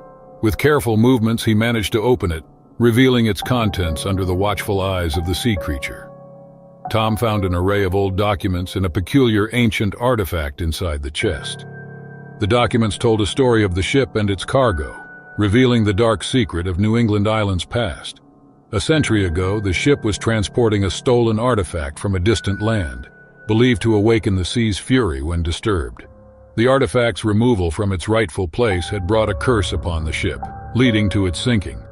Tom realized that the aggressive behavior of the sharks was not random. It was as if the sea was protecting the artifact, trying to keep it hidden. As Tom held the artifact in his hands, he felt connected to the history and the mystery it represented. He knew he couldn't leave it in the ocean. The aggressive behavior of the sharks would continue, putting the sailing regatta and the island's residents at risk. He returned the artifact to its homeland, hoping it would appease the sea and calm the sharks. Tom returned to the island with the artifact safely stored in his boat. The journey back was tense, but the sea remained calm, and the sharks did not follow. Upon his return, Tom shared his discovery with the island's elders, explaining the curse and his plan to return the artifact. The community rallied around Tom, supporting his mission. They understood the importance of restoring balance and peace for their safety and out of respect for the artifact's cultural significance. Accompanied by a few volunteers, Tom embarked on a journey to return the artifact to its rightful place. The mission was fraught with challenges but ultimately successful. Upon the artifact's return, the sea around New England Island calmed and the shark attacks ceased. The sailing regatta went as planned and celebrated with even greater joy and relief than usual. The islanders hailed Tom as a hero, but he felt he had done what was right, guided by respect for the sea and its mysteries. Tom's adventure had a lasting impact on New England Island. The story of the ancient artifact and the curse became a legend, reminding future generations of the deep connection between land and sea and the importance of respecting ancient traditions and histories. The lighthouse keeper saved the regatta and brought the community closer, united by a shared understanding of their island's unique place. As for Tom, he returned to his duties at the lighthouse, and the events forever changed his life. He often looked out to sea, reminded of the adventure and the lessons it taught him. The peaceful island had given him an experience he would never forget, a tale of mystery, courage, and respect for the natural world and its ancient guardians. In the tranquil yet vivid vastness of the Caribbean Sea, enveloped in the night's embrace, began the extraordinary expedition of Sophia Moreno. The calendar marked the year 2002, placing the scene near the wondrous depths of the Cayman Trench, celebrated for its awe-inspiring underwater vistas and the secrets buried beneath. Sophia, a dauntless and seasoned explorer beneath the waves, had been drawn since youth by the lore of sunken vessels scattered across this seabed. Her quest was to unveil the Esperanza, a ship lost to the waves in the twilight of the 19th century under enigmatic conditions. Legends whispered of Esperanza's cargo, believed to be laden with invaluable relics and treasures. Yet its precise resting place remained a puzzle unsolved by fortune seekers and scholars for generations. This voyage to the Caribbean was fueled not solely by Sophia's thirst for the uncharted and the depths, but also by a desire to weave through the tapestry of her lineage. Rumors had long circulated in her family that her ancestor was Esperanza's captain, and she was nurtured on narratives of his voyages and the doomed expedition that sealed the ship's fate. Equipped with the latest historical insights and advanced navigational tools, Sophia was convinced she was on the verge of piercing the veil shrouding the shipwreck's mysteries. As daylight waned, surrendering the sky to shades of orange and violet, Sophia readied herself for the descent. The dive spot was eerily serene, disturbed only by the rhythmic kiss of waves against her vessel. A final review of her gear, oxygen canisters, a beacon of light for the path ahead, a camera to immortalize the deep's wonders, and a blade for safety. Well aware of the night dive's inherent risks, she also armed herself with a sonar tech, hoping it would unveil the ocean floor's contours and alert her to the presence of any lurking leviathans. Plunging into the abyss, Sophia's light pierced the darkness, revealing a kaleidoscope of corals and bustling marine life unique to the Caribbean's embrace. The further she ventured, the chill of the deep's caress replaced the surface's warmth. With each paddle, excitement and a dash of apprehension surged within her, drawing her nearer to her ambition, and possibly the perils hidden in the depths. Her sonar device's abrupt alert hinted at a significant discovery nearby. Heart racing, she pondered if the Esperanza was finally within reach. However, the shadows soon unveiled a formidable bull shark, its gaze reflecting an eerie luminescence. Known for their aggressiveness, this guardian of the deep seemed to encircle the wreck with proprietary zeal, suggesting it had claimed this patch of the abyss as its own. The encounter with the shark presented Sophia with a critical juncture. With her oxygen dwindling and the path to the Esperanza obstructed by one of the ocean's fiercest predators, the darkness seemed to grow denser, amplifying her isolation. Yet retreating was a choice Sophia refused to entertain. The drive to explore Esperanza and honor her forebears' memory steeled her resolve. In the dim ocean depths, Sophia's continued existence hinged on her ability to blend into the environment and her deep insight into the behaviors of sea creatures. Faced with a circling bull shark, she remembered that sharks were often less likely to notice prey that remained calm and quiet. Sophia made sure to limit her movements, controlling her breathing to reduce bubble production, a key indicator of her location. She skillfully used the sunken ship as a natural shield, moving through its remains to disrupt her outline against the vast openness of the sea. By positioning herself in a way that any scent she might emit was carried away from the shark by the current, she became harder to detect. This approach, along with her cautious and measured actions, decreased her chances of being seen as potential prey. After a few nerve-wracking moments watching the shark survey the edges of the wreck, the creature eventually seemed to lose interest in Sophia's area, possibly detecting no clear prey or being lured away by another distraction. The formidable sea predator quietly moved off into the gloom, leaving Sophia to continue her underwater journey, her pulse racing from the thrill of having cleverly avoided an encounter with one of the sea's most impressive predators. In her delicate dance through the deep, Sophia's reverence for the oceanic realm and its denizens guided her every maneuver. She treaded these waters not as a conqueror but as a humble visitor, captivated by its splendor even amidst danger. The bull shark, in its grandeur, was woven into the fabric of her tale, a living symbol of the fine line that adventurers walk between discovery and jeopardy. Upon finally beholding the Esperanza, its form shrouded in coral and teeming with life, Sophia's heart swelled with achievement. She meticulously documented the wreck, gathering evidence that would later validate the ship's identity and chronicle. Her mission was a success, but the encounter with the bull shark lingered prominently in her mind, a stark reminder of adventure's dual-edged nature. Rising to the surface as dawn's first light reclaimed the sky, Sophia was transformed by her expedition, enriched by the tangible and intangible treasures she had unearthed.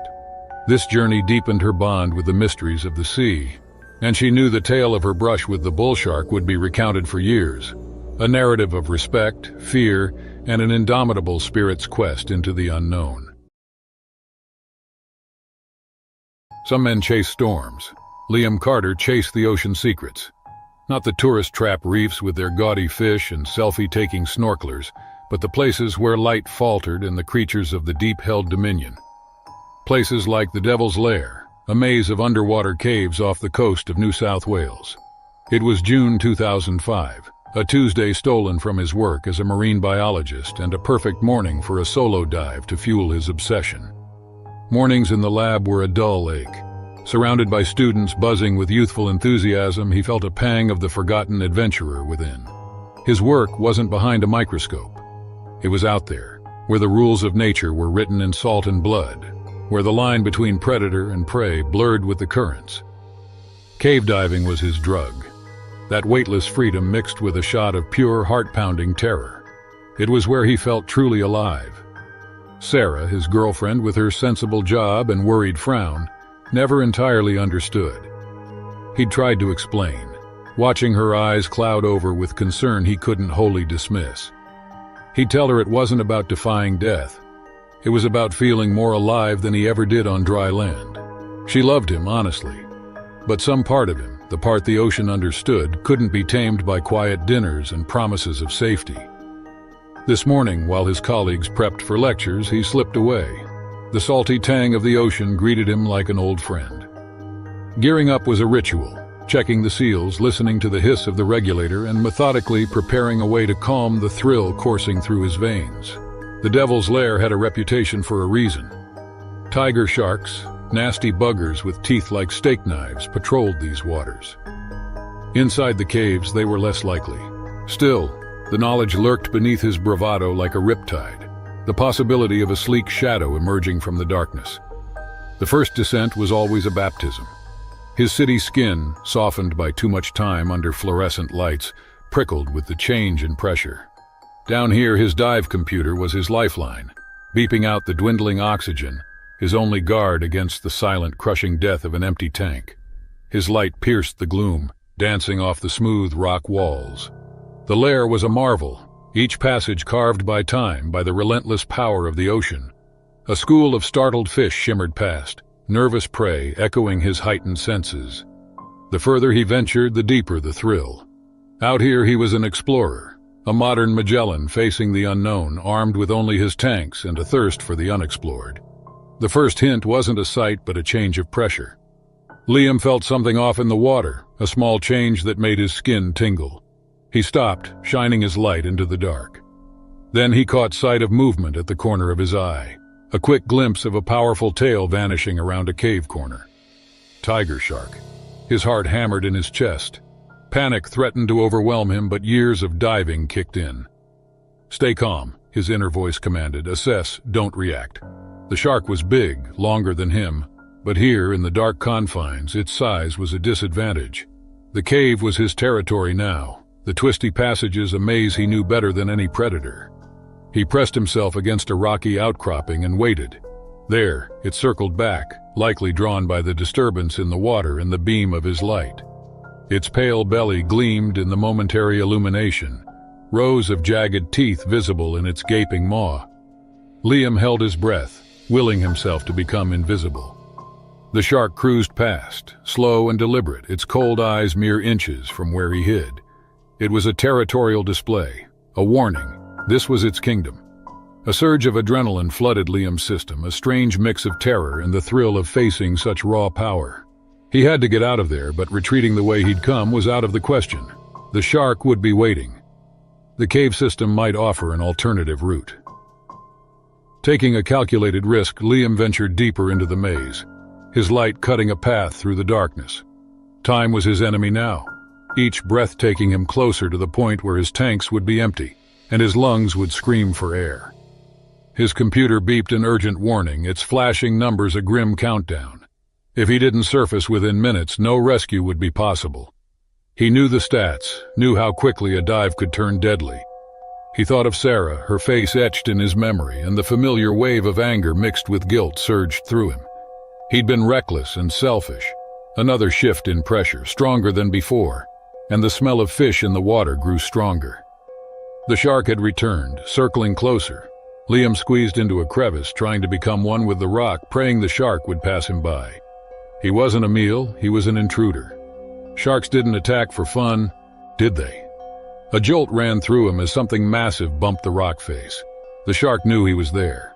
A flurry of sand and silt reduced visibility to nothing. Fear choked him as blind panic threatened to take over. He couldn't die here, not in this dark, water-filled tomb. Fighting down the terror, he forced himself to focus. Think. Then an idea, desperate yet his only chance. Pulling a dive knife from his belt, he carved deliberate scratches on the rock, sending vibrations through the water. It was a long shot. Maybe the shark would sense this as coming from a rival, another predator to be wary of. Minutes passed, each agonizingly slow and marked by the beep of his dive computer. Then, miraculously, the pressure eased. The shark was gone, perhaps lured away by the deception. Liam, weak with relief, propelled himself towards the surface. His lungs burned and spots danced before his eyes, but he was driven by a frantic primal need to breathe. Bursting through the surface into the sunlight felt like a rebirth. He gasped for air, his body trembling. The ordeal wasn't over. He had to get back to shore before his tanks were entirely depleted. Still, in this moment of survival, he felt a fierce, undeniable gratitude for every breath. Liam clung to a nearby rock formation, his heart hammering a frantic rhythm against his ribs. He had cheated death, but the victory was fragile. His air was nearly gone, and the boat that would have been a safeguard was probably miles away. With a shaky hand, Liam activated his emergency surface marker sausage, a bright orange inflatable tube that signaled distress. It bobbed on the surface, a beacon in the vast blue. Then hope flickered on the horizon. A fishing boat drawn by the marker changed course and churned towards him. He weakly waved his arms, praying they saw him. Minutes stretched into eternity, but the boat closed the distance. Strong hands pulled him aboard, hauling him back from the watery depths. As they checked his vitals and wrapped him in warm blankets, Liam breathed in relief. He was alive. Scarred, changed, but alive. The news of his near-death experience spread like wildfire. The local papers dubbed him the cave diver who cheated death. Sarah rushed to his side, her relief laced with anger. He held her close, apologizing for the fear he'd caused. Liam continued to dive, but now he was with a team, with a buddy, and with a healthy fear that kept him sharp. The thrill was still there, but tempered by a newfound appreciation for life, for the salty kiss of the sea on his face, and for the woman who worried but loved him enough to let him chase his dreams, even the ones that danced with danger. Jeffreys Bay, South Africa, a haven for surfers seeking the embrace of the wild waves, became the stage for an extraordinary tale of bravery and survival in 2010. Nathan Carter, a surfer known for his love of adventure and his pursuit of the perfect wave, found himself in the remote waters of this renowned surfing destination. With his heart set on conquering the sea's untamed forces, Nathan paddled out into the ocean, his eyes sparkling with anticipation. The day was bright, with the sun casting a golden glow over the water, making the waves shimmer like liquid silver. The wind was just right, creating the perfect conditions for surfing. With his board under him, Nathan felt a connection to the sea, a bond forged by years of riding waves in some of the most beautiful and challenging spots around the globe. A sense of peace enveloped him as Nathan waited for the right wave. He was alone but not lonely, surrounded by the ocean's vastness. Then, without warning, the tranquility of the moment was shattered. A dark shadow emerged from the depths, rushing toward him. Nathan's instincts kicked in and he realized he was not alone. A great white shark, one of the ocean's most formidable predators, had entered the scene. The shark, perhaps drawn by the surfer's movement and energy, circled Nathan, its dorsal fin cutting through the water's surface like a knife. Nathan's heart raced, but he knew panic would not help him. He had heard stories of surfers encountering sharks, but he never imagined he would find himself in such a situation. With little time to react, Nathan faced the great white, trying to make himself appear larger and more intimidating. He shouted at the shark, hoping to scare it away, but the predator was undeterred. As the shark made its approach, Nathan prepared for the inevitable. He used his surfboard as a barrier between himself and the great white, knowing that his survival depended on his subsequent actions. The shark, perhaps assessing Nathan as a potential threat rather than prey, made a swift pass, its teeth grazing the edge of the surfboard. Nathan felt the creature's power, a reminder of the raw force of nature. Using all his strength, he pushed the shark away with his board, creating enough distance to make a quick decision. Realizing that his best chance of escape was to catch a wave back to shore, Nathan paddled with all his might, adrenaline fueling his efforts. As a wave approached, he seized the opportunity, riding it with a skill born of years of experience. The great white, losing interest or perhaps respecting the surfer's resilience, disappeared into the depths, leaving Nathan to return to safety. Reaching the shore, Nathan's legs trembled, not from the physical exertion, but from realizing what he had just experienced. He had faced one of the ocean's greatest predators and survived. The encounter with the great white shark at Jeffreys Bay would be a story he'd carry with him forever, a testament to his resilience and determination to survive against all odds. As Nathan stood on the sandy shores of Jeffreys Bay, catching his breath and letting the sun dry the salt water on his skin, the weight of the encounter sank in. His brush with the great white shark was more than a tale of survival. It was a life-changing moment that would redefine his relationship with the ocean and his passion for surfing. Despite the fear and the immediate danger he had faced, Nathan's love for the sea and surfing remained unshaken. Instead, the experience deepened his respect for the ocean's creatures and unpredictable nature. He understood that sharing the waves meant respecting the habitat of magnificent beings like the great white shark. Nathan's courage and quick-thinking story spread among the local surf community and beyond. His fellow surfers, who had always known him as a thrill-seeker, now saw him embodying resilience and determination. Nathan became an unintentional mentor, inspiring surfers and anyone who heard his story to face their fears and respect the natural world. In the following days, Nathan returned to the waves, his spirit undeterred by the close call. His encounter with the great white became a source of inspiration, a reminder of the strength, will to survive that resides within each person. Nathan's resilience in the face of one of the ocean's greatest predators encouraged those around him to approach life with courage, respect nature's power, and embrace the beauty of living fully, even in danger. Jeffreys Bay, with its rolling waves and breathtaking sunsets, continued to be a place of adventure and discovery for Nathan and many others. But for Nathan, it was also a place of profound personal growth and a reminder of the day he faced off against a great white shark and lived to tell the tale. His experience underscored the delicate balance between seeking thrills and respecting the forces of nature, a lesson he would carry with him in all his future endeavors, both in and out of the water. In the sunny summer of 2010, Sarah and her friends, eager for adventure, set off to Jeffreys Bay, South Africa, known for its beautiful beaches and perfect waves. They had heard rumors of a hidden cove, a secret spot where the waves were always ideal for surfing. The idea of finding this paradise excited them all. They imagined riding the waves, the sun warming their backs, and the cool sea breeze in their hair. After arriving in Jeffreys Bay, they explored, talked to locals, and followed old maps. Finally, they found a secluded cove surrounded by high cliffs with golden sand and crystal-clear water. It was more beautiful than they had imagined. The cove was peaceful, a slice of paradise hidden away from the world. On the first day, they surfed for hours, laughing and cheering each other on. The waves were indeed perfect, just as the rumors had promised. As the sun began to set, painting the sky with oranges and pinks, they felt like they had found their private heaven. The next day, eager to return to the water, they woke up early and returned to the cove. The sea was calm, inviting them in. Sarah was the first to paddle out, her heart full of joy. As she caught wave after wave, she felt a sense of freedom she had never known. But then, without warning, their dream trip turned into a nightmare.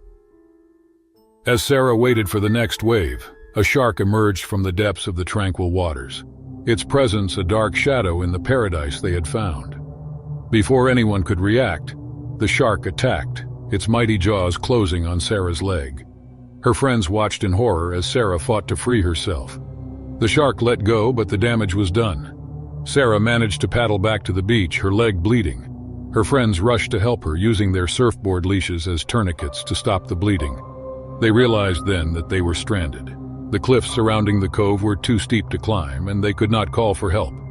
Their phones left in their van parked far from the hidden path to the cove were useless now. As they tended to Sarah's injuries, fear settled in. The tide was rising, and soon the small beach they were on would disappear.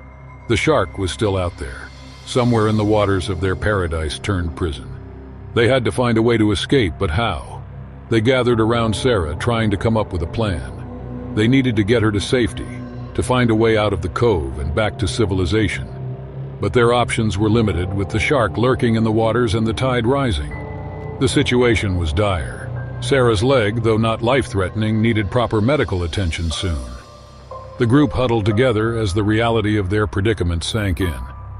The night was falling, and with it the temperature dropped. They had to act fast. Jake, the most resourceful member of the group, realized they could not remain there with the tide coming in. They needed to construct a raft, as it was their best chance at navigating past the shark and returning to the main beach. The idea sparked a glimmer of hope. They began constructing a makeshift raft using the surfboards and whatever else they could find. It was crude but buoyant enough to carry them. As they worked, they kept a vigilant watch on the water, but the shark remained a shadow, unseen but ever present in their minds. With the raft ready, they faced the next hurdle, getting Sarah onto it without aggravating her injury.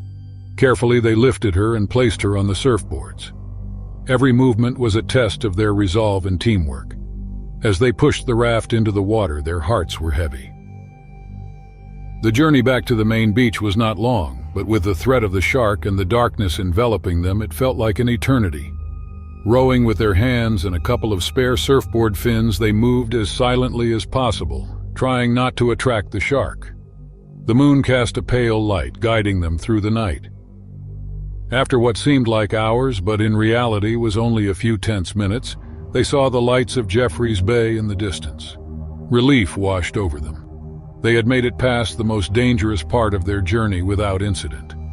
Landing on the main beach, they were exhausted but elated.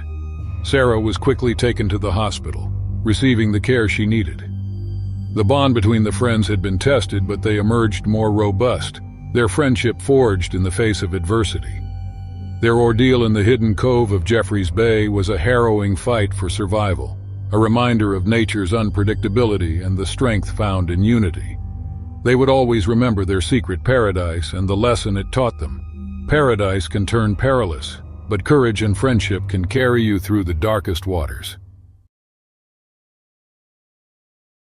In the far reaches of the Arctic, near the icy lands of Svalbard, Norway, Kevin Gilbert, a brave documentary filmmaker, embarked on a thrilling adventure. His mission was simple yet daring: to capture the rarely seen Greenland shark in its natural, icy habitat. Kevin had always been fascinated by the mysteries of the deep, and his latest quest was this elusive giant of the Arctic waters. The Greenland shark, a creature of legend and mystery, thrives in the cold, dark depths of the Arctic Ocean. Its ability to survive in such extreme conditions has intrigued scientists and adventurers alike. With his camera and insatiable curiosity, Kevin hoped to shed light on this mysterious creature, bringing its story to the world. As Kevin arrived in Svalbard, he was greeted by the stark beauty of the Arctic. The landscape was a vast expanse of white, with towering glaciers and frozen seas stretching as far as the eye could see. The air was crisp and cold, biting his skin, but Kevin felt excited. This was the kind of challenge he lived for, an opportunity to explore the unknown and share its wonders with the world. Preparing for the expedition was no small feat. Kevin and his team gathered their equipment, checking and double-checking everything they would need for the ice diving expedition. Special suits to withstand the freezing temperatures, cameras capable of capturing images in the low light of the Arctic waters, and safety gear for the dangerous conditions under the ice were all essential. Every detail had to be perfect. There was no room for error in such a harsh environment. Finally, the day of the dive arrived. Kevin's heart raced with anticipation as he donned his diving suit, feeling the moment's weight. This was his chance to meet the Greenland shark, a creature few had ever encountered in its natural setting. The dive team reached the designated spot, where the ice was thick enough to support their equipment but allowed access to the water below. They cut a hole in the ice, revealing the dark, freezing waters of the Arctic Ocean. Kevin took a deep breath, steadying his nerves, and then, with a nod to his team, He descended into the icy depths. Kevin was enveloped in a world of cold silence as he sank beneath the surface. The light from above faded, and he switched on his underwater camera, its beam cutting through the darkness. The water was so cold it seemed to press against him, but his suit protected him from the worst. He swam slowly and conservatively, aware that every movement used precious energy and oxygen. The underwater landscape was otherworldly, with towering ice formations and a dim, eerie light that filtered through the ice above. It was a beautiful but foreboding place, reminding Kevin of the dangers that lurked in these waters. As he ventured further, Kevin kept his eyes peeled for any sign of the Greenland shark. These creatures were known to be slow-moving and elusive, often blending into the dark waters, making them difficult to spot. Kevin moved cautiously, his camera ready to capture the moment he had been waiting. Then, out of the shadows, a shape began to emerge. At first, it was just a darker patch in the gloom, but as Kevin approached, the outline of the Greenland shark became clear. It was an awe-inspiring sight. The massive shark moving slowly through the water, its eyes a ghostly pale. Kevin's heart pounded with excitement and fear as he realized he was witnessing one of the Arctic's most mysterious creatures in its natural environment. He raised his camera, capturing when the Greenland shark swam past him. Being so close to such a powerful creature under the ice was a tense and dangerous situation. Kevin knew he had to keep his wits about him, maintaining a safe distance while still trying to get the needed footage. The encounter was brief but unforgettable. As the shark disappeared into the darkness, Kevin was left with a profound sense of awe and respect for this giant of the Arctic. He had come in search of discovery and adventure and found it in the icy waters of Svalbard, face to face with the elusive Greenland shark.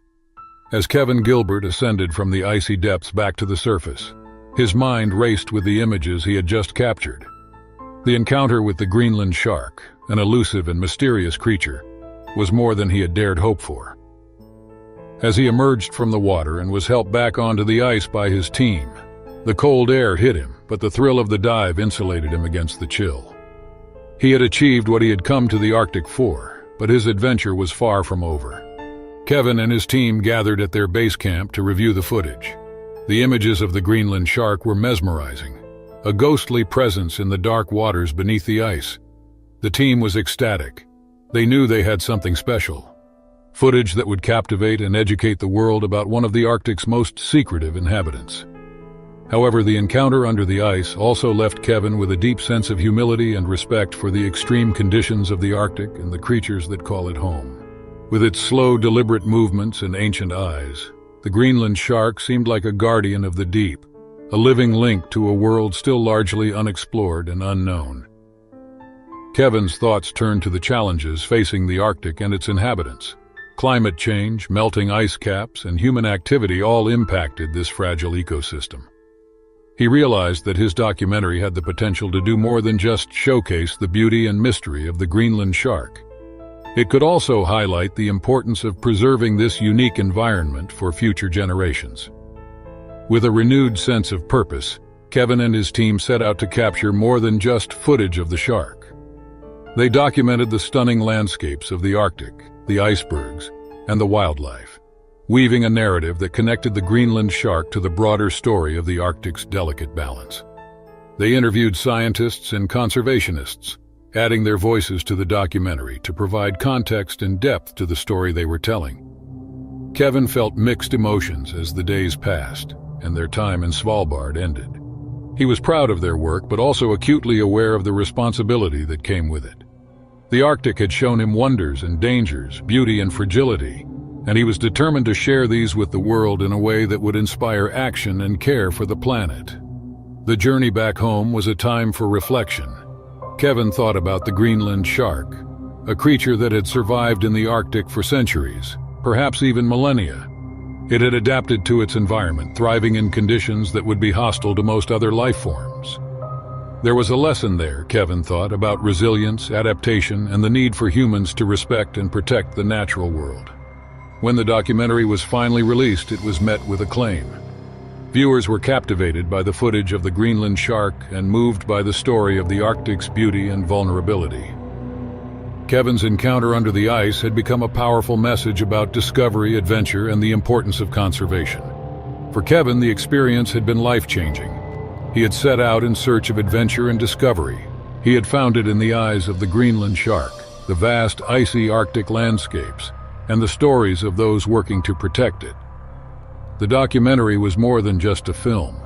It was a call to action, a reminder of the wonders that existed in the world, and the responsibility to preserve them for future generations. As he looked forward to his next adventure, Kevin knew that the Arctic, with its harsh beauty and mysterious inhabitants, would always hold a special place in his heart.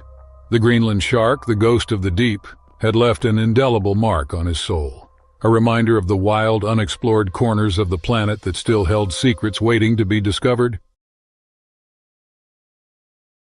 The year was 2013, and amidst the boundless expanse of the Indian Ocean, there existed a marvel unrealized by civilization, a coral sanctuary of unparalleled grandeur.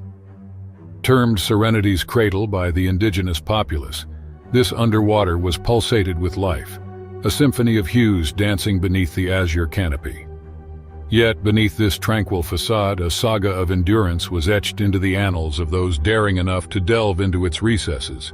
Here was Alexandra, Alex Jennings, a youthful marine scholar consumed by an insatiable ardor for the wonders of the deep.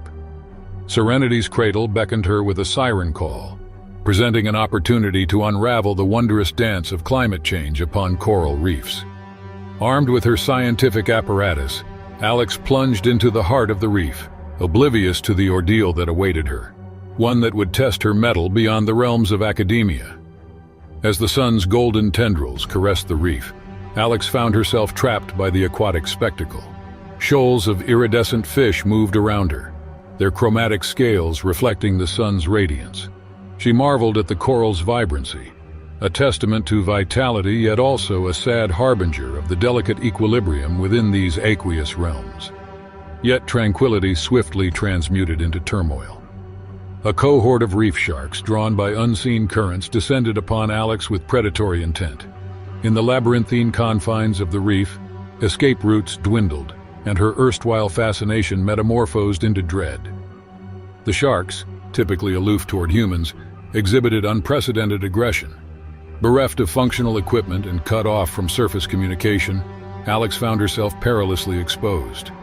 Alex's struggle for survival would become a parable of the sea's erratic nature.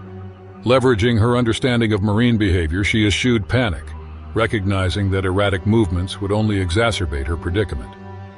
Drawing upon her knowledge of the shark's sensory acumen, she adopted a strategy of stillness, minimizing her presence against the reef's backdrop. Minutes stretched forever, the shark circling a relentless reminder of mortality's specter. Through a blend of ingenuity and sheer resolve, Alex carefully charted her path to salvation, exploiting the reef's contours to obfuscate her presence. Each movement was a calculated gambit to evade detection. Eventually, the sharks, deeming her neither a threat nor quarry, dispersed, allowing Alex to breach the water's surface, gasping for the precious elixir of life. Upon the solid ground, the crucible of Serenity's Cradle transformed Alex, galvanizing within her an unyielding commitment to exploring the depths of marine predation and its ecological repercussions. Her harrowing odyssey, disseminated through scholarly circles and media conduits alike, cast her as an emissary for the delicate equilibrium of oceanic ecosystems. Returning to her vocation with renewed zeal, Alex embarked on a crusade to unravel the intricacies of predator-prey dynamics in coral ecosystems. Her hypothesis posited a link between aggressive predation and broader environmental perturbations. Her scholarly endeavors garnered global acclaim, fostering support for a sweeping inquiry into the plight of imperiled coral bastions worldwide. Simultaneously, Alex emerged as an ardent advocate for oceanic conservation, her voice resonating across international forums and documentary platforms. Her message was unmistakable. The ocean's splendor veils a world imperiled, its denizens motivated by survival rather than hostility. Time marched inexorably onward, and Alex's contributions to marine scholarship earned her laurels aplenty. Yet the specter of Serenity's Cradle lingered in her consciousness, a tableau of triumph amidst tribulation awaiting resolution. Fueled by an indomitable spirit and an imperative need for closure, Alex orchestrated a return to the Indian Ocean's depths. This time, she went in the company of seasoned divers and scholars, each a luminary in their respective fields. Their mission transcended mere inquiry. It sought to encapsulate the majesty and fragility of the reef, kindling a global outcry against climate-induced perils. As the team delved anew into Serenity's cradle, Alex was engulfed by a maelstrom of emotions. Amidst the kaleidoscopic profusion of coral life, she sensed a kinship, an ineffable communion with the subaqueous realm. Their endeavors bore fruit as signs of regeneration manifested within the reef's precincts. Coral bleaching receded, and once dwindling species experienced a resurgence. This testament to resilience invigorated Alex's optimism for the future. The denouement arrived amidst a fortuitous dive where Alex found herself yet another time amidst a congregation of reef predators. Yet this encounter diverged markedly from its predecessor. Armed with newfound comprehension and reverence, Alex beheld the sharks with awe rather than trepidation. Their languid circling bore witness to an unspoken accord between humanity and the abyssal domain. Emerging from the depths, Alex embraced the epiphany that this communion symbolized. Her journey had come full circle, from the throes of adversity to the vanguard of conservation. The lessons gleaned from Serenity's cradle would serve as her lodestar, guiding her crusade to safeguard the oceanic tapestry and its residents. In the years to come, Alexandra Jennings's legacy would be etched in the annals of marine conservation. Her saga, a fusion of survival, scholarship, and advocacy, stands as a clarion call for humanity's stewardship of the natural world. The night air held the salty tang of the open ocean. Off the coast of Victoria, where the Bay Strait churned with restless energy, a lone boat bobbed under the vast expanse of the night sky. It was August 2009, and for Elias Walker, this was where the world made sense. Elias wasn't a weekend angler seeking easy trophies for bragging rights. He was one of the old breeds, with a weathered face lined with more stories than smiles. Fishing wasn't a hobby for him. It was in his blood, a legacy from his grandfather and generations before. This was the hour he loved best, the quiet broken only by the waves, the distant cries of seabirds, and the comforting rumble of his boat's engine. He'd left the crowded docks far behind, seeking the deep waters where the considerable fish lurked. The riskier the spot, the greater the reward. Some called him crazy, a man pushing his luck too far. He just shrugged. He was against nature, and nobody ever won against the ocean. As he said his lines tonight, Eli felt a tingle of anticipation. This wasn't just about putting food on the table. His wife Sarah and their 2 boys depended on his catch, but that wasn't what drove him deep down. He craved the fight, the thrill of pitting himself against unseen monsters lurking below. He knew the dangers, the sudden storms, the rogue waves, the creatures most didn't believe existed in these waters. Tiger sharks were one of those creatures. They favored warmer climates, but fishermen whispered stories and sightings of solitary beasts venturing south in search of prey. The tales hinted at myth mixed with terror, fishermen disappearing without a trace and battles fought and lost in the darkness. It was a fear Eli shoved into the deepest recesses of his mind. Tonight he was focused on the task at hand. He knew his lines, his knots, his boat, and his own strength. His first few catches were decent. Snapper, a plump flathead, good eating, good money at the market. But Eli was restless, hungry for something more. Shifting to a sturdier rod, heavier bait, he cast out and sank back against the railing. The distant lights of the shore were a faint shimmer on the horizon. The time he was dissolved into the boat's rocking and the sea's endless rhythm. It was a trance-like, meditative, until his line tightened with a force that jolted him from his thoughts. The line whipped from his hand, sizzling with friction and digging into his skin. Eli braced himself against the railing, shock turning to grim determination. This was no ordinary fish. This was the fight he'd craved, and it might just be the one that killed him. Hauling back on the rod was like pulling against a truck.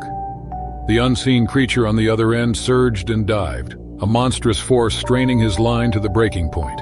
It was too powerful to haul on board. Instead, he'd have to tire it out, let it thrash, and fight until it weakened. It was a dangerous gamble, but Eli had gambled with his life before.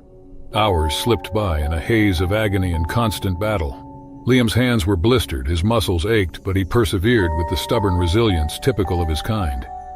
Suddenly, the creature broke through the surface, its silver form flashing. Eli's stomach churned. Tiger shark. Its huge eyes glinted in the moonlight, easily twice the size Liam had ever encountered. He hadn't hooked this monster. It had hooked him. One wrong move and it would drag him overboard and into those gaping jaws lined with hundreds of razor-sharp teeth. He cursed himself for his recklessness, for chasing this fight too far. Sarah's worried face flashed in his mind, then the laughter of his boys on their last fishing trip. If he died tonight, they'd be left with nothing but an empty boat and whispers of a man lost to the sea. The shark lunged once more, closer now, a terrifying show of strength and pure malice.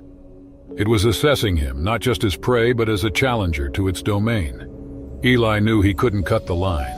The thrashing hook could catch on his clothes and become a deadly weight. He braced himself, waiting for the next surge. It came with brutal force. The shark tore the rod from his hands, hurtling him towards the edge with bone-jarring force. Just as his torso hit the railing, something snagged at his leg. Then searing pain. The shark had tangled in the line, sinking its teeth into his calf with a vice-like grip. Instinct took over. Eli grabbed the rope, hauling himself upwards. Pain seared through him, but he clung on, his weight creating tension that pulled the thrashing shark partially aboard. In frenzied desperation, he snatched up a discarded tackle knife. The next few minutes were a blur. Out of its element, the shark snapped and thrashed, creating chaos. Eli aimed blindly, stabbing at its thick belly again and again. The water around them turned red, a sickening mix of seawater and blood. Then it was over. The shark, its relentless energy finally depleted, went still. Eli collapsed, trembling, his leg throbbing, his breath ragged gasps against the quiet lap of waves. Only as the first gray light of dawn crept over the ocean did he cut himself free from the line and limp towards the controls. The boat lurched forward, leaving the shark carcass bobbing in its wake. Eli didn't look back. Instead, he steered towards the shore, the pain fading against determination. He had survived, but the experience would mark him forever. Once his playground, the ocean now held a darkness he hadn't known before. That night, he made a silent promise. No more solo excursions. No more seeking out the monsters of the deep. Some challenges weren't worth the price, and a man should know when the sea had won the round. Sofia Martinez, a seasoned professional diver with a spirit of adventure, embarked on a journey to explore one of the most mesmerizing underwater locations in the world, the Blue Hole in the Bahamas. Known for its vast and enigmatic depths, the Blue Hole attracted divers from all corners of the globe, eager to unravel its secrets. With her years of diving experience and numerous explorations, Sofia was drawn to the Blue Hole's promise of undiscovered wonders. On a clear and sunny day, with the sun reflecting off the tranquil turquoise waters, Sofia began her descent. Equipped with her diving gear, a reliable flashlight, and a heart full of courage, she plunged into the cool embrace of the ocean. As she dove more profoundly, the sunlight faded, giving way to the serene darkness of the underwater world. The Blue Hole's walls were adorned with a kaleidoscope of marine life, from colorful corals to schools of fish that danced in the water's gentle currents. Sofia was in awe of the beauty that surrounded her. She moved gracefully through the water, her eyes wide with wonder and her mind alert. She aimed to explore one of the Blue Hole's lesser-known caves, a spot she had researched and prepared for meticulously. As she approached the cave's entrance, her excitement grew. She lived for this, the thrill of discovery and the unknown challenge. However, an unexpected shadow loomed in the distance as Sofia navigated through the cave's narrow passageways. Her heart skipped a beat as she realized she was not alone. A tiger shark, one of the ocean's most formidable predators, had silently entered the cave, blocking her only way out. Sofia's training had prepared her for many situations, but being trapped in an underwater cave with a tiger shark was a scenario she had never imagined. Panic began, but Sofia knew she had to remain calm. Her survival depended on her ability to think clearly and act decisively. The shark, displaying a curious yet cautious demeanor, circled the entrance of the cave, its eyes fixed on Sofia. She understood that the shark was as much a part of this environment as she was, but she also knew she needed to find a way to escape safely. Sophia assessed her surroundings, looking for anything to help her in this dire situation. The cave was her temporary sanctuary, but it could quickly become her tomb if she didn't act. Her mind raced, trying to devise a plan that would allow her to outsmart the predator and escape back to the open ocean. As she pondered her next move, Sophia's thoughts were clear. She would need all her resourcefulness and courage to navigate this challenge. The peaceful exploration she had embarked on had turned into a test of survival, with the tiger shark patrolling the entrance and the weight of her predicament bearing down on her. Sophia prepared to use every skill and bit of knowledge she had acquired over the years. She was determined to make her escape, relying on her quick thinking and deep respect for the marine world. This was the moment Sophia's actual test began. With the tiger shark circling the underwater cave entrance, Sophia knew her options were limited but clear. Her priority was ensuring her safety without harming the magnificent creature before her. Drawing from her extensive knowledge of marine behavior, Sophia began to formulate a plan to distract the shark and make her escape. She remembered reading about divers using tools and the environment to redirect a shark's attention. Looking around, Sophia spotted a cluster of small rocks and sediment at the bottom of the cave. Moving slowly to avoid startling the shark, she collected a handful of stones, then positioned herself to throw them away from herself and the cave's entrance, hoping the disturbance would pique the shark's curiosity. With a steady hand, Sophia tossed the rocks to the far side of the cave. As hoped, the shark turned its attention towards the source of the disturbance, giving Sophia a narrow window of opportunity. She knew she had to act swiftly. Taking a deep breath, she used the moment to carefully swim towards the entrance, staying as close to the cave walls as possible to make herself less visible. As she neared the exit, Sophia's heart raced. The shark, noticing the movement, started to turn back towards her. In that critical moment, Sophia recalled another piece of advice. Sharks, curious by nature, could sometimes be deterred by confrontation. Gathering her courage, Sophia turned to face the shark, making herself as big as possible and using her flashlight to disorient it briefly. The shark paused, seemingly confused by Sophia's bold action. It was a tense standoff, with the shark a mere few meters away, its eyes reflecting a mix of curiosity and caution. Maintaining eye contact, Sophia slowly backed away from the shark, moving towards the open water. Finally, the shark turned away, losing interest in Sophia and swimming into the cave's darkness. With her heart still pounding, Sophia seized the moment to make her escape, swimming quickly and efficiently towards the surface. Once she broke through the water's surface, Sophia gasped for air, the sun's rays warming her face. She had done it. She had faced one of the most feared predators in the ocean and lived to tell the tale. But more than that, Sophia had proven to herself that her resourcefulness, courage, and respect for the marine world were her most significant assets. Back on her boat, Sophia reflected on her harrowing experience. It was a stark reminder of the inherent dangers of diving into the unknown depths of the ocean. Yet it also reaffirmed her love and respect for the sea and its inhabitants. She knew that this encounter would not deter her from future dives, but would instead serve as a valuable lesson in preparation, respect, and the importance of understanding the creatures of the deep. Sophia's adventure in the Blue Hole was more than just a close call with a tiger shark. It was a testament to human resilience and the profound connection between humans and the natural world. Her story, a thrilling tale of survival and wisdom, would inspire divers and ocean enthusiasts alike to approach the ocean with awe, respect, and an unyielding spirit of adventure.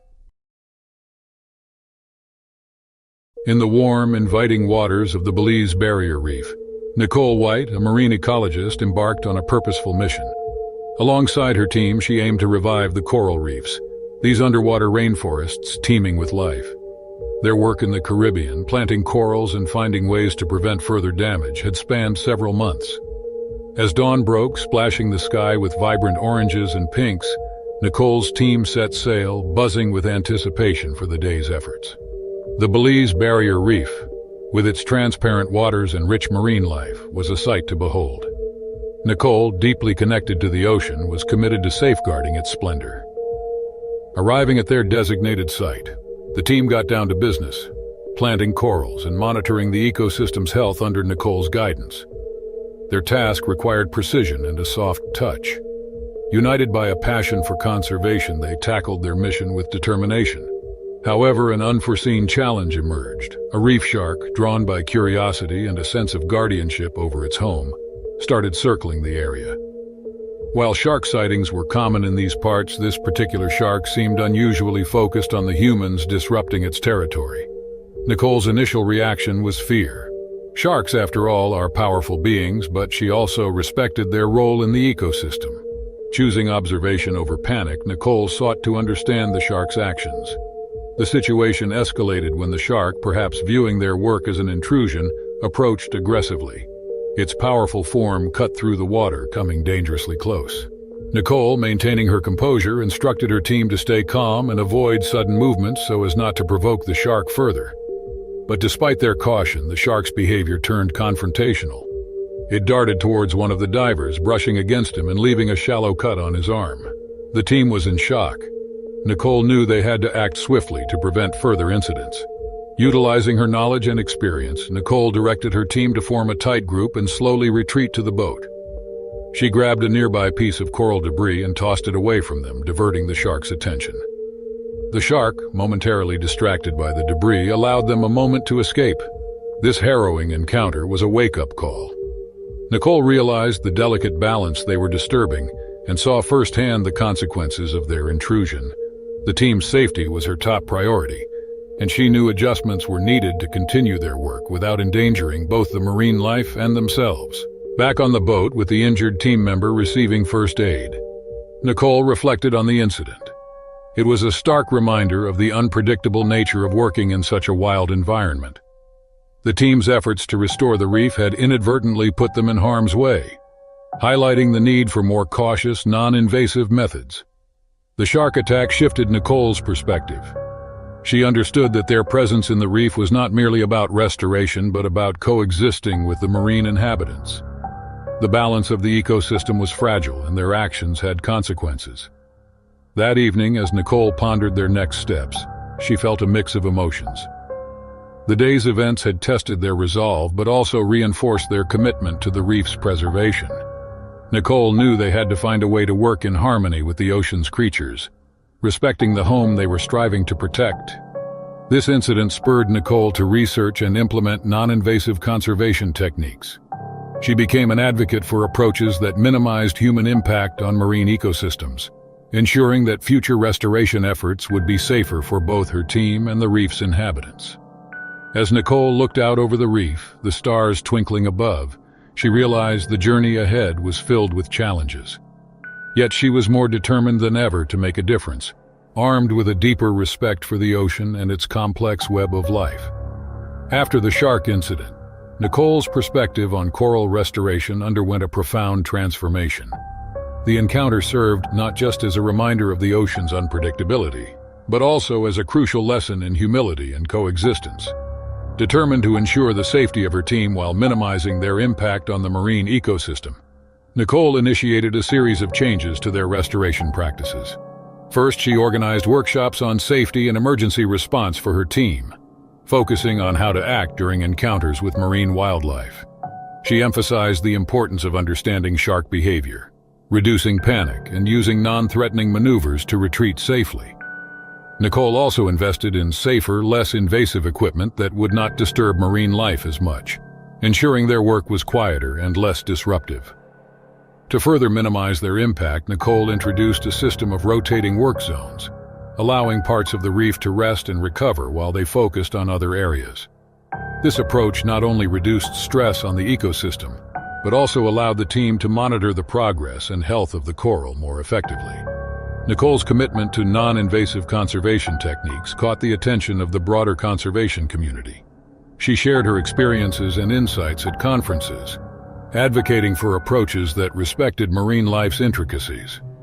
Her story of the encounter with the shark and how it reshaped their mission inspired others to reconsider their methods, sparking a shift towards more mindful and respectful conservation practices. Meanwhile, back at the reef, the changes were bearing fruit.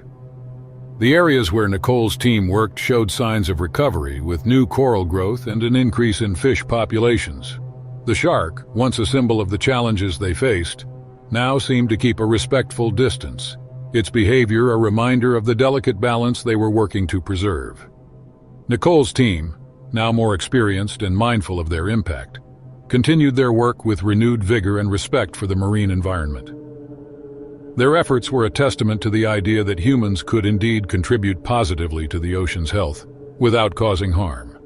Years later, the Belize Barrier Reef showed remarkable signs of recovery. The coral was thriving, fish populations were up, and the ecosystem was more resilient.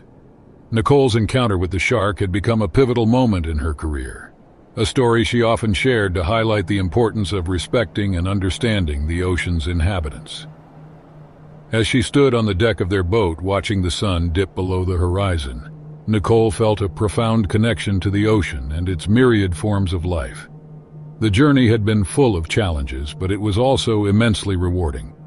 She had learned that proper conservation was about more than just restoration. It was about harmony and respect. Nicole's work on the Belize Barrier Reef was a reminder to all that conservation efforts must be thoughtful, respecting the delicate balance of ecosystems. The story of her and her team's evolution, spurred by a single encounter with a reef shark, echoed a powerful message: coexistence is possible and the key to successful conservation. The legacy of Nicole's work, marked by a dedication to non-invasive techniques and safety, continued to inspire future generations of marine ecologists. The vibrant and full-of-life reef stood as a testament to what can be achieved when humans work in harmony with nature, respecting its guardians and learning from its lessons. In 2003, Alex Rivera embarked on a journey across the open waters of the Central Pacific Ocean. Aboard a sleek yacht, he was excited about the adventure ahead. An experienced sailor, Alex felt at home with the sea's rhythms, embracing the solitude and freedom it offered. One day, disaster struck as the sun set, painting the sky with orange and pink hues. A sudden fierce storm enveloped Alex's yacht. Despite his efforts to steer through the storm, a monstrous wave crashed over, damaging the yacht beyond repair. Alex found himself fighting for his life in the dark, tumultuous waters. When dawn broke, the storm had passed, leaving Alex adrift on a life raft, the yacht a memory swallowed by the sea. He was alone with an endless expanse of water around him. In his raft he found a few supplies, a small amount of water, some emergency rations, a flare gun, and a diary. Determined to survive, Alex rationed his supplies, marking each day's consumption in the diary. He wrote about his feelings, fears, and hopes, creating a testament to his resilience. The open ocean, once a friend, now seemed an endless desert, vast and indifferent. As the days passed, the sun beat down mercilessly, and the nights brought the chill of isolation. Alex faced the physical challenges of dehydration and exposure, conserving energy, and trying to catch rainwater in a makeshift container. Then, a new challenge emerged one morning as the sun rose, casting a golden light on the water. A great white shark, attracted by the life raft, began to circle. Its presence was a constant reminder of the danger lurking beneath the surface. Alex watched the shark with a mix of fear and fascination. He understood the ocean's nature, where life and death danced in a delicate balance. The shark, a majestic creature, symbolized the terror and beauty of his predicament. In his diary, Alex wrote about the psychological battle of being hunted. The shark's circling was not just a physical threat, but a test of his will to survive. He confronted his fears, using his knowledge of sharks and the sea to stay calm and avoid provoking the predator. Alex's hope began to wane as the days turned into weeks, yet he continued to write. His diary entries spoke of the struggle to maintain hope, the moments of despair, and the flashes of determination to keep fighting. The life raft became Alex's world, a fragile barrier between him and the vast depths. He realized that survival was about enduring and facing the unknown with courage. As Alex's story unfolds in his diary, it becomes a haunting tale of resilience, fear, and the indomitable human spirit. The open waters of the Central Pacific Ocean, a stage for his struggle, reflect the solitude and vastness of his journey. In this moment of profound challenge, Alex Rivera's tale is just beginning. The diary, a witness to his ordeal, holds the key to understanding what it means to hope against all odds in the face of nature's unforgiving might. Days turned into weeks, with Alex and the shark in a silent standoff. Every morning Alex woke up to find the shark still there, like a shadow following him across the vast blue water. He wrote in his diary, sharing his thoughts, fears, and growing respect for the great white shark. It was as if the shark and Alex had become two survivors, sharing the same endless sea. Alex's supplies were running low. The water was almost gone, and the last of his emergency rations had been eaten.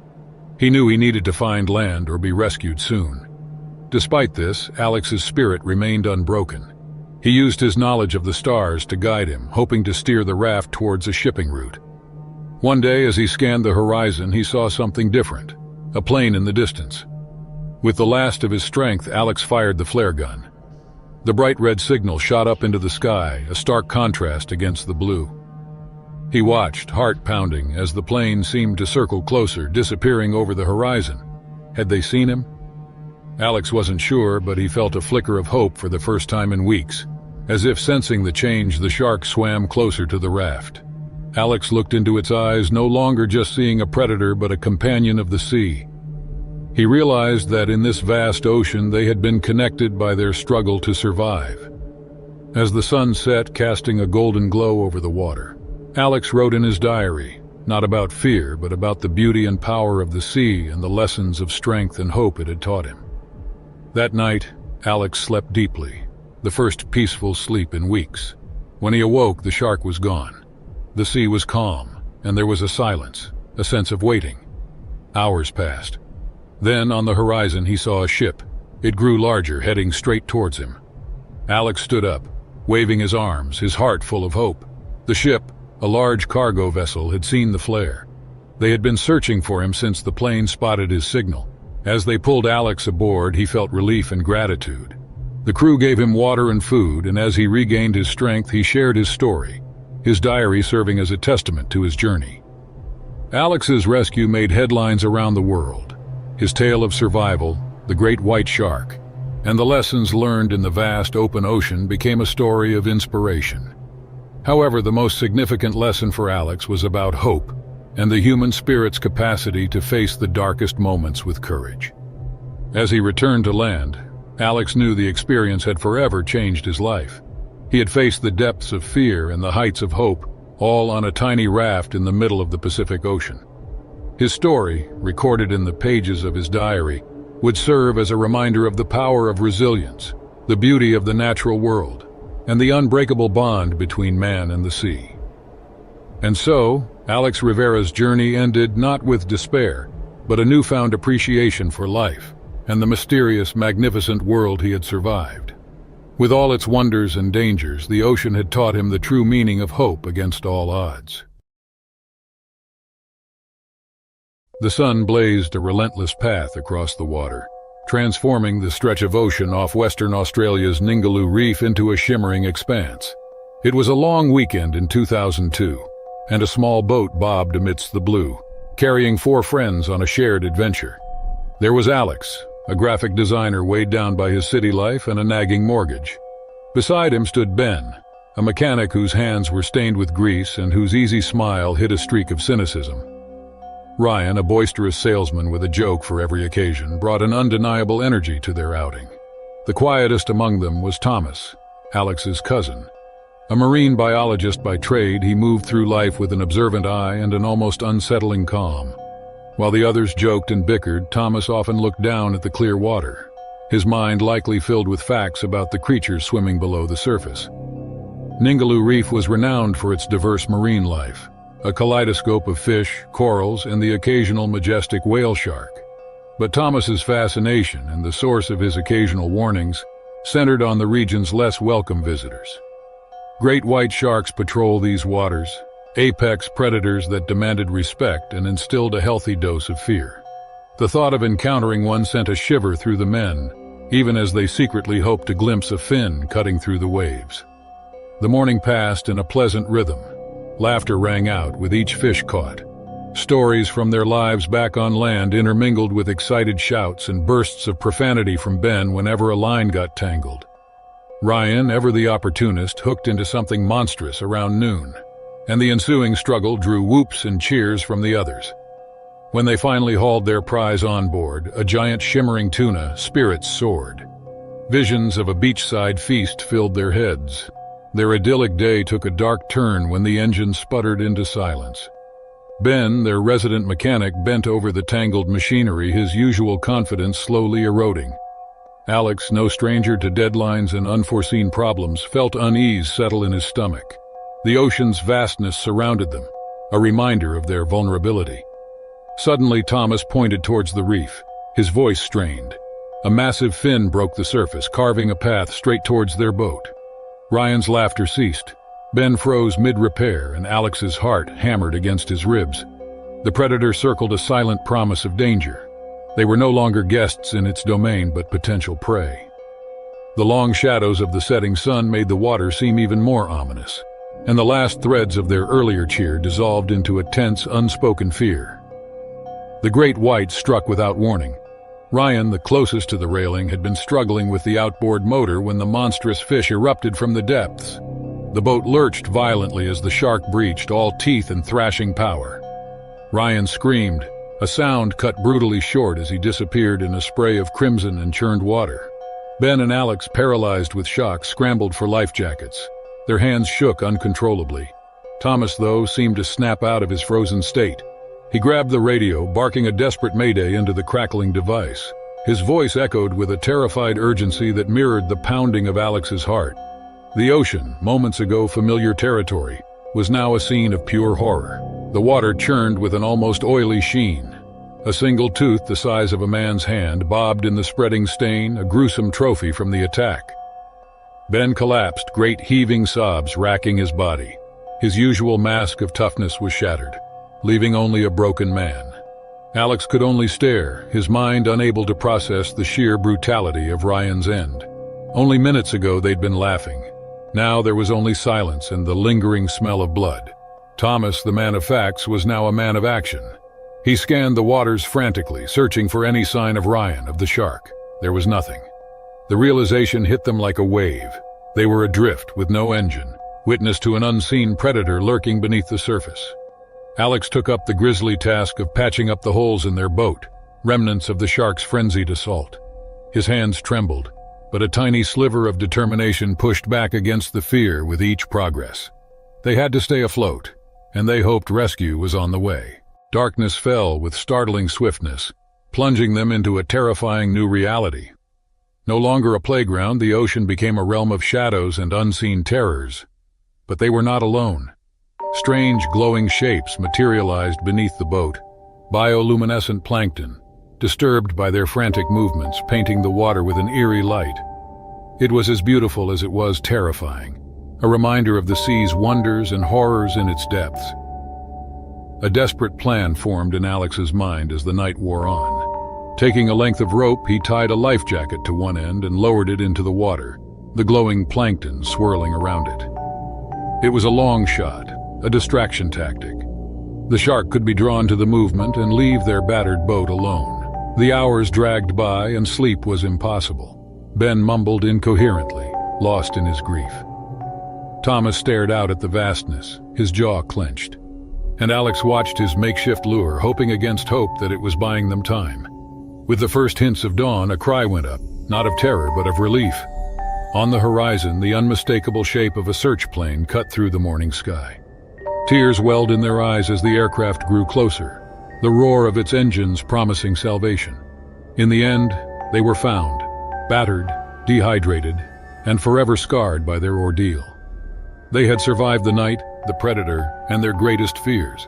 The price they paid was high. They would carry the memory of Ryan, the glistening tooth, and the sheer terror of being adrift at the mercy of the sea for the rest of their lives. In the year 1997, along the serene yet deceptive coastline of South Africa, an extraordinary and formidable presence cast a shadow over the celebrated marine beauty of the region.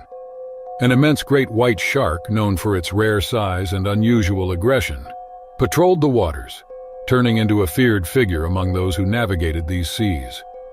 This creature, notable for its extraordinary size and unusual aggression, was a legend among the local seafarers, casting a shadow of fear over the otherwise peaceful waters. In the small, charming coastal town of Hermanus, renowned for its whale-watching and vibrant fishing community, the crew of the fishing vessel Serenity's Edge prepared for their daily sojourn into the sea. The ship's captain, the seasoned Jacobus van der Merwe, dismissed the tales of the monstrous shark as mere folklore designed to intimidate inexperienced sailors. He was joined by his trustworthy first mate Liam Botha, the ingenious engineer Siphon Kosi, and the eager deckhand Peter Gronewald. Each man, armed with his unique talents and motivations, was ready to brave the unpredictable sea. They embarked at dawn, with the sky painted in hues of orange and pink, signaling the hope of a prosperous day ahead. The sea was remarkably calm, and for hours the journey proceeded smoothly. The crew worked in perfect synergy, pulling in nets filled with their catch, reveling in the routine success of their venture. However, this peace was violently disrupted when an immense force suddenly struck the Serenity's edge. The legendary great white shark, the subject of whispered rumors among Hermanus's fishermen, attacked the boat with devastating force, tearing it in half. The sea became a whirlpool of chaos, filled with floating debris, equipment, and fish, as water flooded the gaping hole in the vessel's side. In the wake of the attack, the crew was seized by panic. Captain Jacobus, maintaining his composure, rallied his men, emphasizing the need for survival as their boat began to sink. Stranded amid the wreckage, they realized they faced a twofold threat.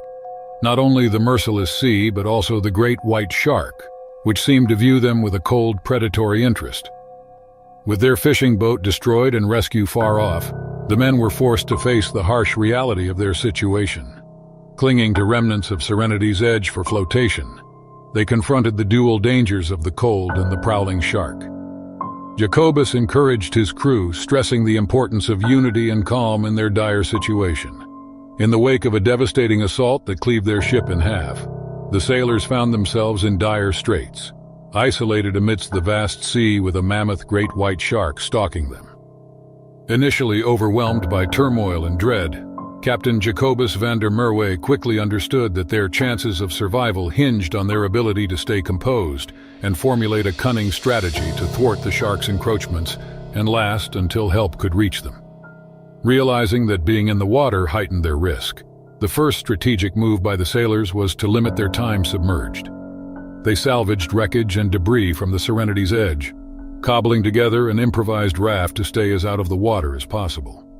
This maneuver not only shielded them from the chill, but also lessened the odds of drawing the shark's gaze.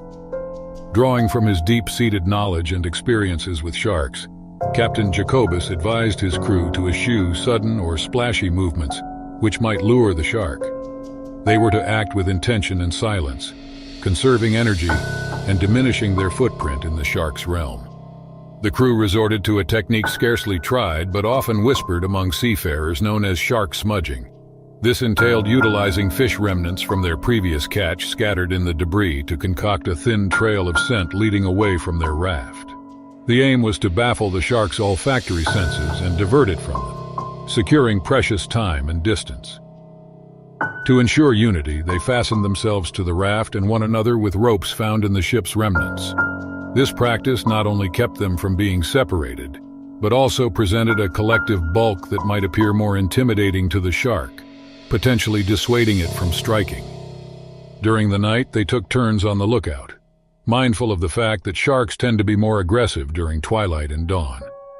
The lookouts would softly tap the water's surface with debris, generating vibrations intended to keep the shark at bay, predicated on the belief that sharks could be wary of consistent and unfamiliar disturbances. As the temperature dropped, they drew close for warmth, repurposing any materials at hand for insulation. This was crucial for fending off the cold and for keeping their spirits and alertness high, essential when their defense strategies needed swift execution. To fend off despair and maintain a hopeful outlook, they exchanged tales of their personal lives, concentrating on uplifting narratives and the anticipation of rescue. This psychological approach was pivotal for managing their fears and sustaining a mindset geared toward survival, vital for overcoming the psychological hurdles posed by their plight. With the break of day, when glimpses of the shark's outline became sporadic, the crew undertook a daring yet measured gambit. They used a shiny piece of debris to cast abrupt beams of light, aiming to bewilder and disorient the shark. This innovative tactic, predicated on the hypothesis that sudden stimuli can deter sharks, granted them brief intervals to regroup and strategize. Understanding the necessity of signaling for assistance, they crafted a signal for distress using vibrantly colored garments and reflective items. By affixing these to the raft's highest point, they enhanced their visibility to passing vessels and aircraft. In an ultimate display of resourcefulness, they converted the battery from the boat's emergency beacon, salvaged from the ruins, into a primitive spark creator. This enabled them to light a small fire on a metal platform, sending smoke signals by day and serving as a beacon by night. Their collective endeavors, spanning the physical, mental, and emotional realms, wove a fabric of camaraderie that stood as their paramount asset. Each strategy, from the pragmatic to the psychological, was bolstered by a mutual resolve to survive and a profound grasp of the adversities they confronted, not solely from the shark but from the ocean's vast expanse. The arrival of the rescue helicopter on the horizon was not merely a sign of their physical endurance, but a tribute to their indomitable spirit, strategic wisdom, and steadfast desire to prevail. The saga of the Serenity's Edge crew emerged as a stirring narrative of human creativity and tenacity against one of nature's most fearsome creatures. Following their rescue, the individuals saved from Serenity's Edge were immediately engulfed in a storm of healthcare services, marked by both a sense of urgency and a detailed focus on their specific needs. As soon as they were on board the rescue helicopter, a specialized medical team leaped into action, providing first aid that was both groundbreaking and highly effective.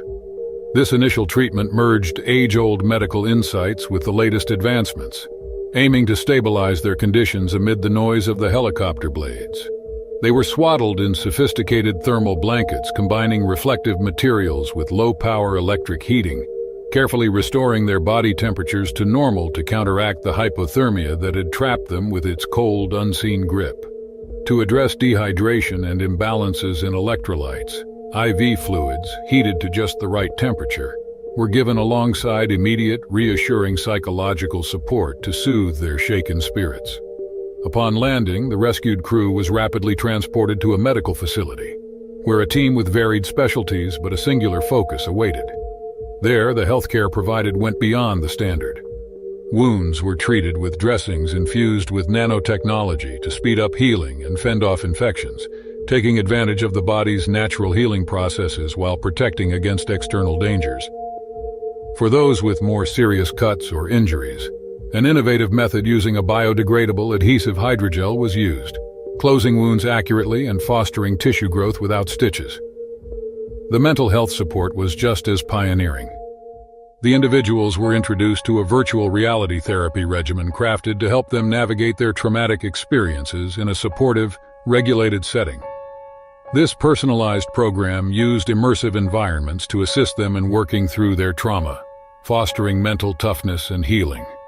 Throughout their healing journey, the Serenity's Edge crew members were treated not merely as patients, but as trailblazers in the realm of trauma recovery, benefiting from a mix of empathy, innovation, and scientific knowledge.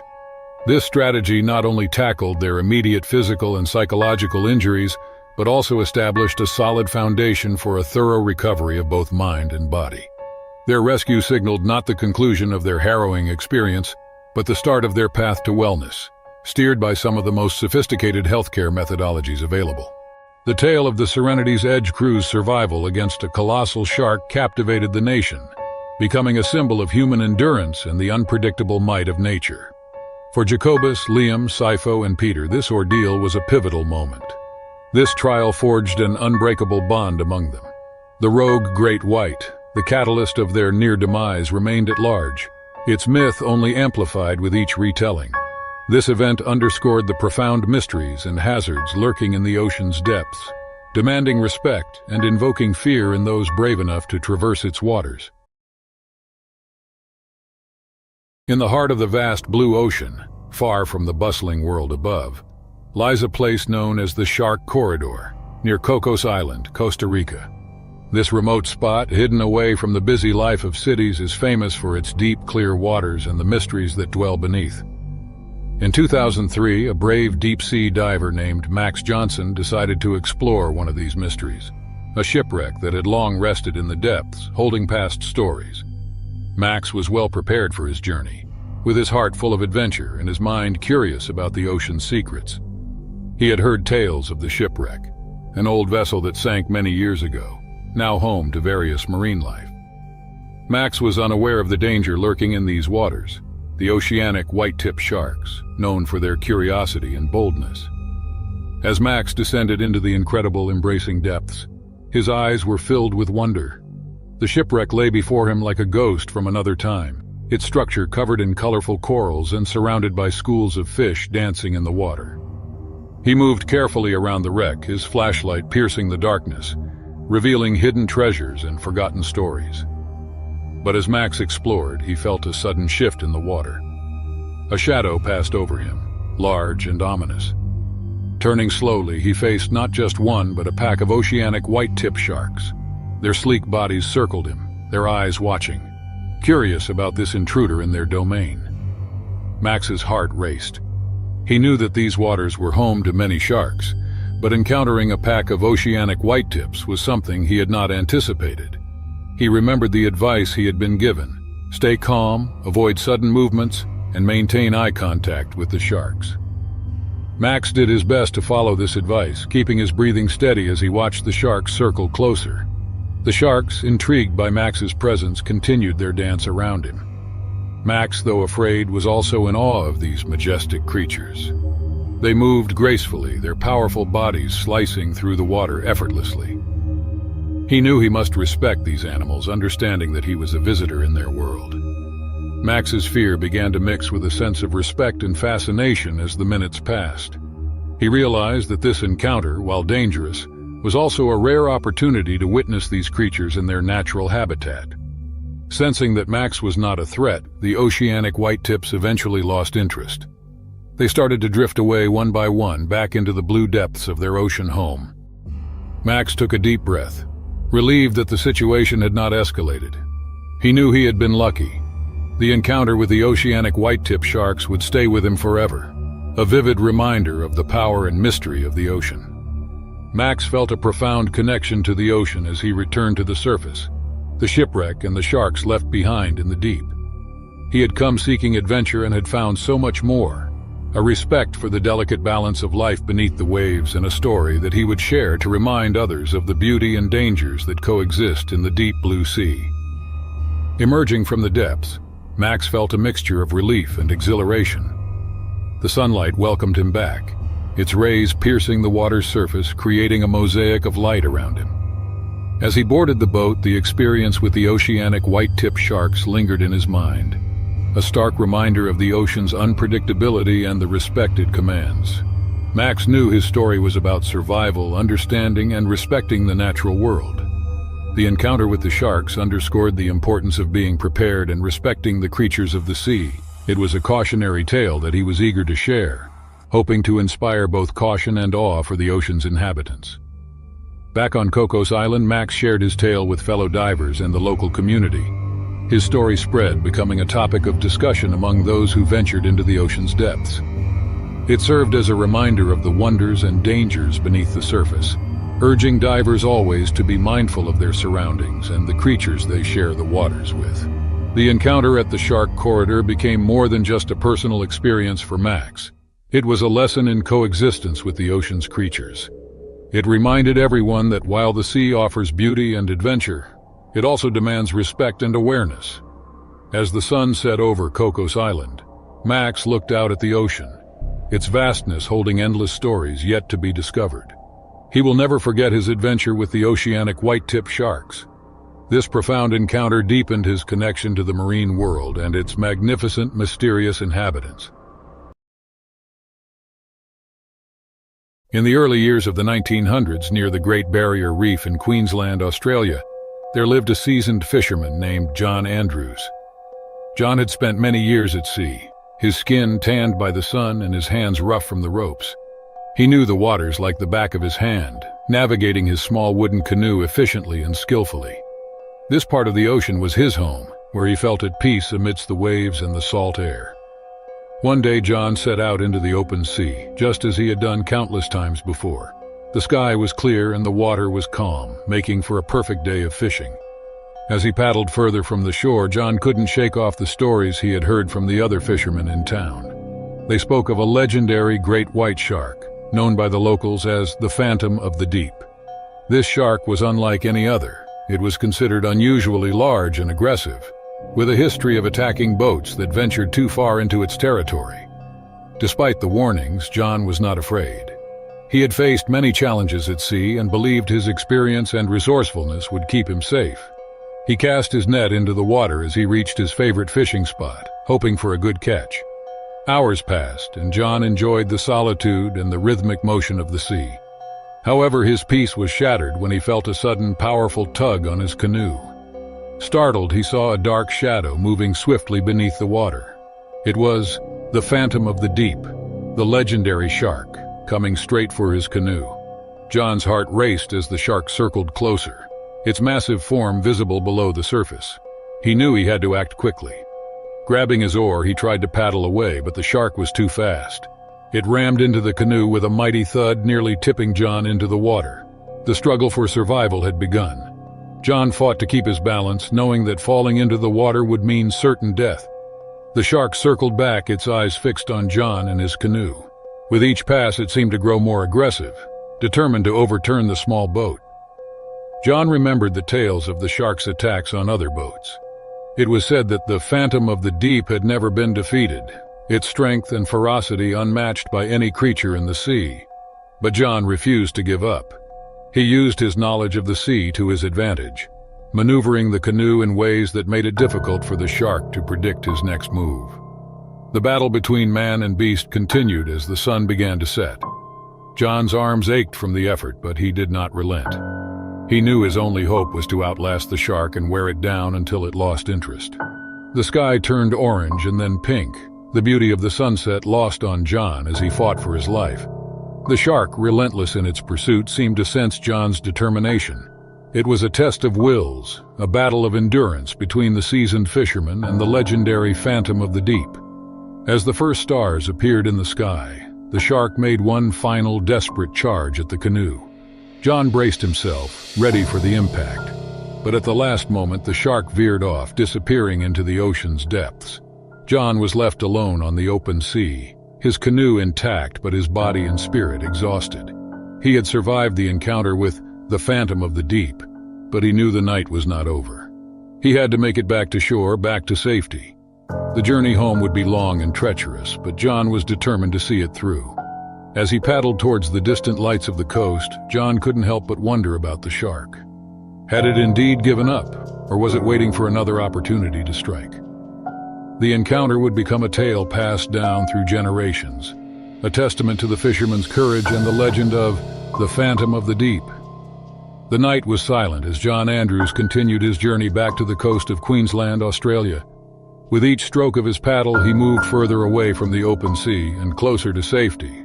The encounter with the Phantom of the Deep had taken its toll on John. His muscles ached and his mind was weary, but the thought of reaching home strengthened him.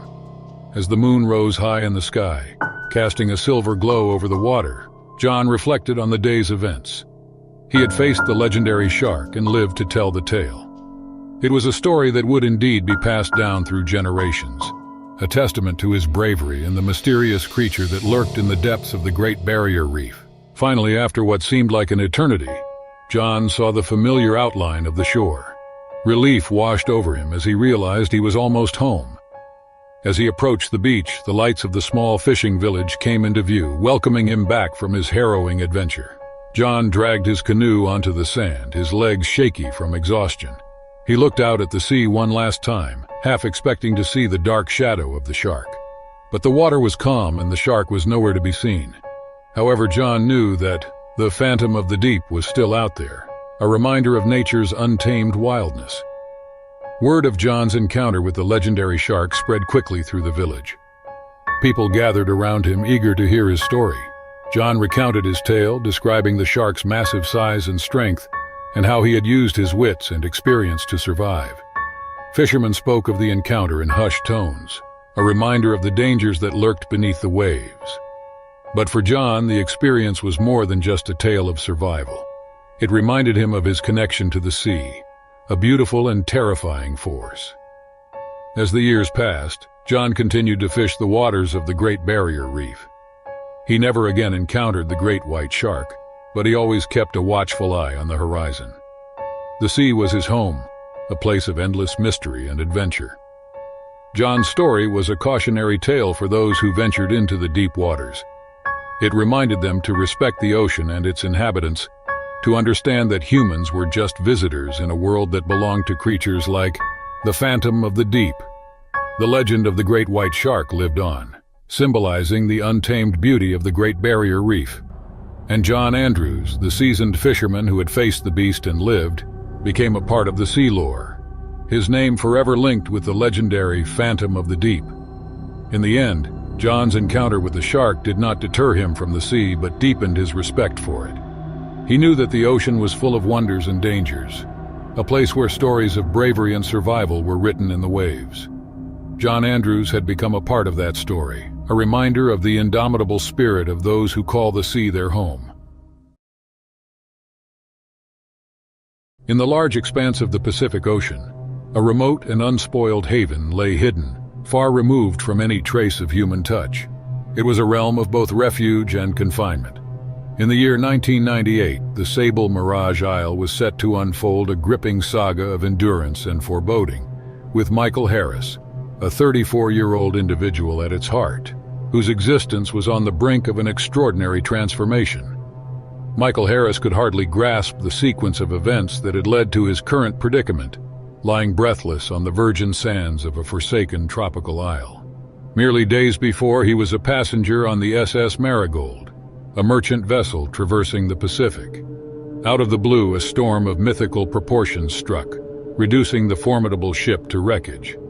Michael recalled the turmoil, the cries of despair, the struggle against the inevitable, followed by the chilling embrace of the deep sea. He regained consciousness under the fierce glare of the sun, with the monotonous crash of waves as his welcome. The island was a stark contrast to the barren sea.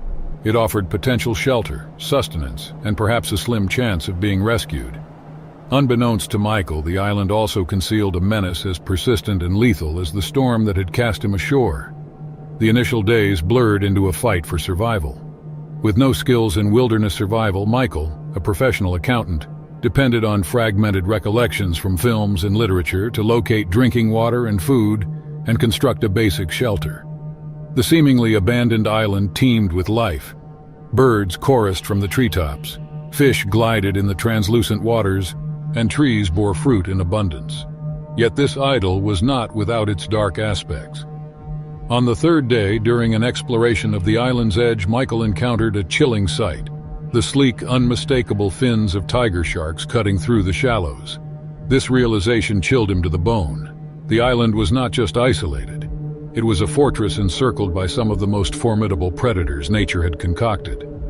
As weeks replaced days, Michael's initial hope for swift rescue faded.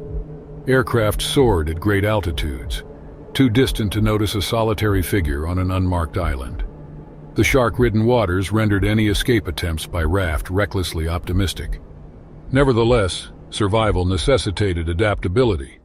Michael mastered shallow water fishing, sidestepping the deeper regions where the sharks prowled. He collected rainwater, erected a sturdier shelter, and after countless failed attempts, kindled a fire using the bow drill technique. His existence settled into a rhythm marked by moments of awe and dread. Some sunsets set the sky ablaze, nights alive with the jungle's symphony and the constant menace of sharks, which seemed to scorn his captivity from beyond the breakers. A pivotal discovery altered everything. While foraging in the dense jungle for sustenance, Michael stumbled upon the relics of an ancient campsite.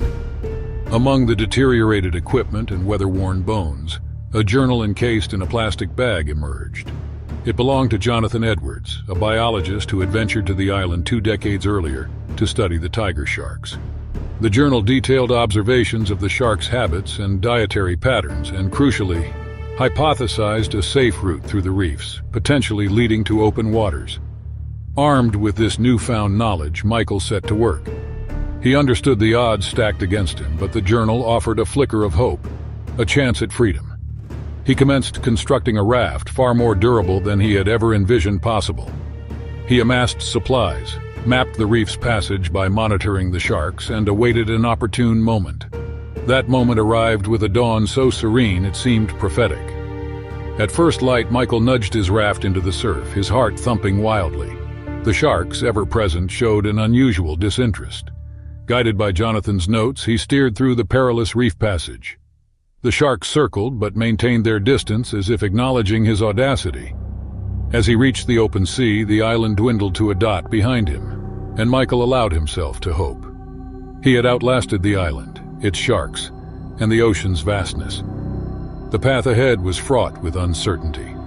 The rescue needed to be assured, but he had achieved the unattainable. Weeks later, Michael Harris was rescued by a passing merchant ship, his raft bearing witness to his indomitable spirit. He returned transformed, bearing the saga of his trial and the insights gained. Following his remarkable rescue, Michael Harris embarked on a significant path of healing and self-discovery. Adjusting to life back in society posed its set of hurdles. At the same time, physical reminders of his ordeal were evident. It was the mental and emotional aftermath that required immense fortitude to overcome. Michael turned to therapy, a sanctuary where he delved into the depths of his trauma, the solitude, and the continuous struggle for existence that had defined his time stranded. Writing became an unexpected source of solace for him, allowing him to pour his experiences into a memoir. This endeavor not only provided a means of personal healing, but also sought to motivate others facing their adversities.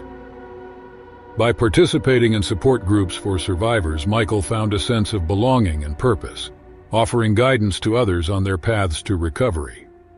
His trial had stripped him to his core, revealing to him the essence of persistence, the splendor found in the resilience of the human spirit, and the incredible power of embracing one's vulnerabilities.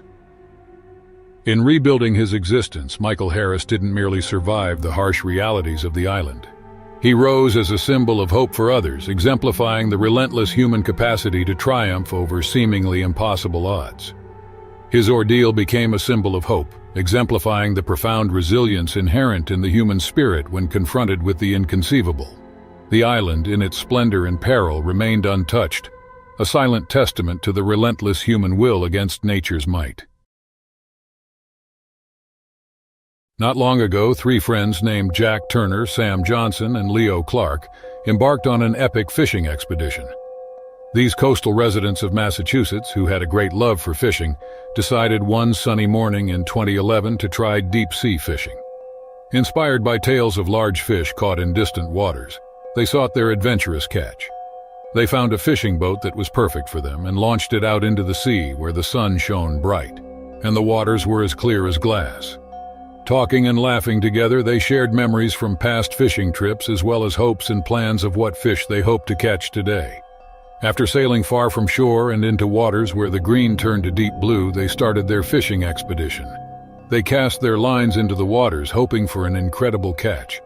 Hours passed without much action except a small fish that didn't quite fit what they had imagined in this adventure.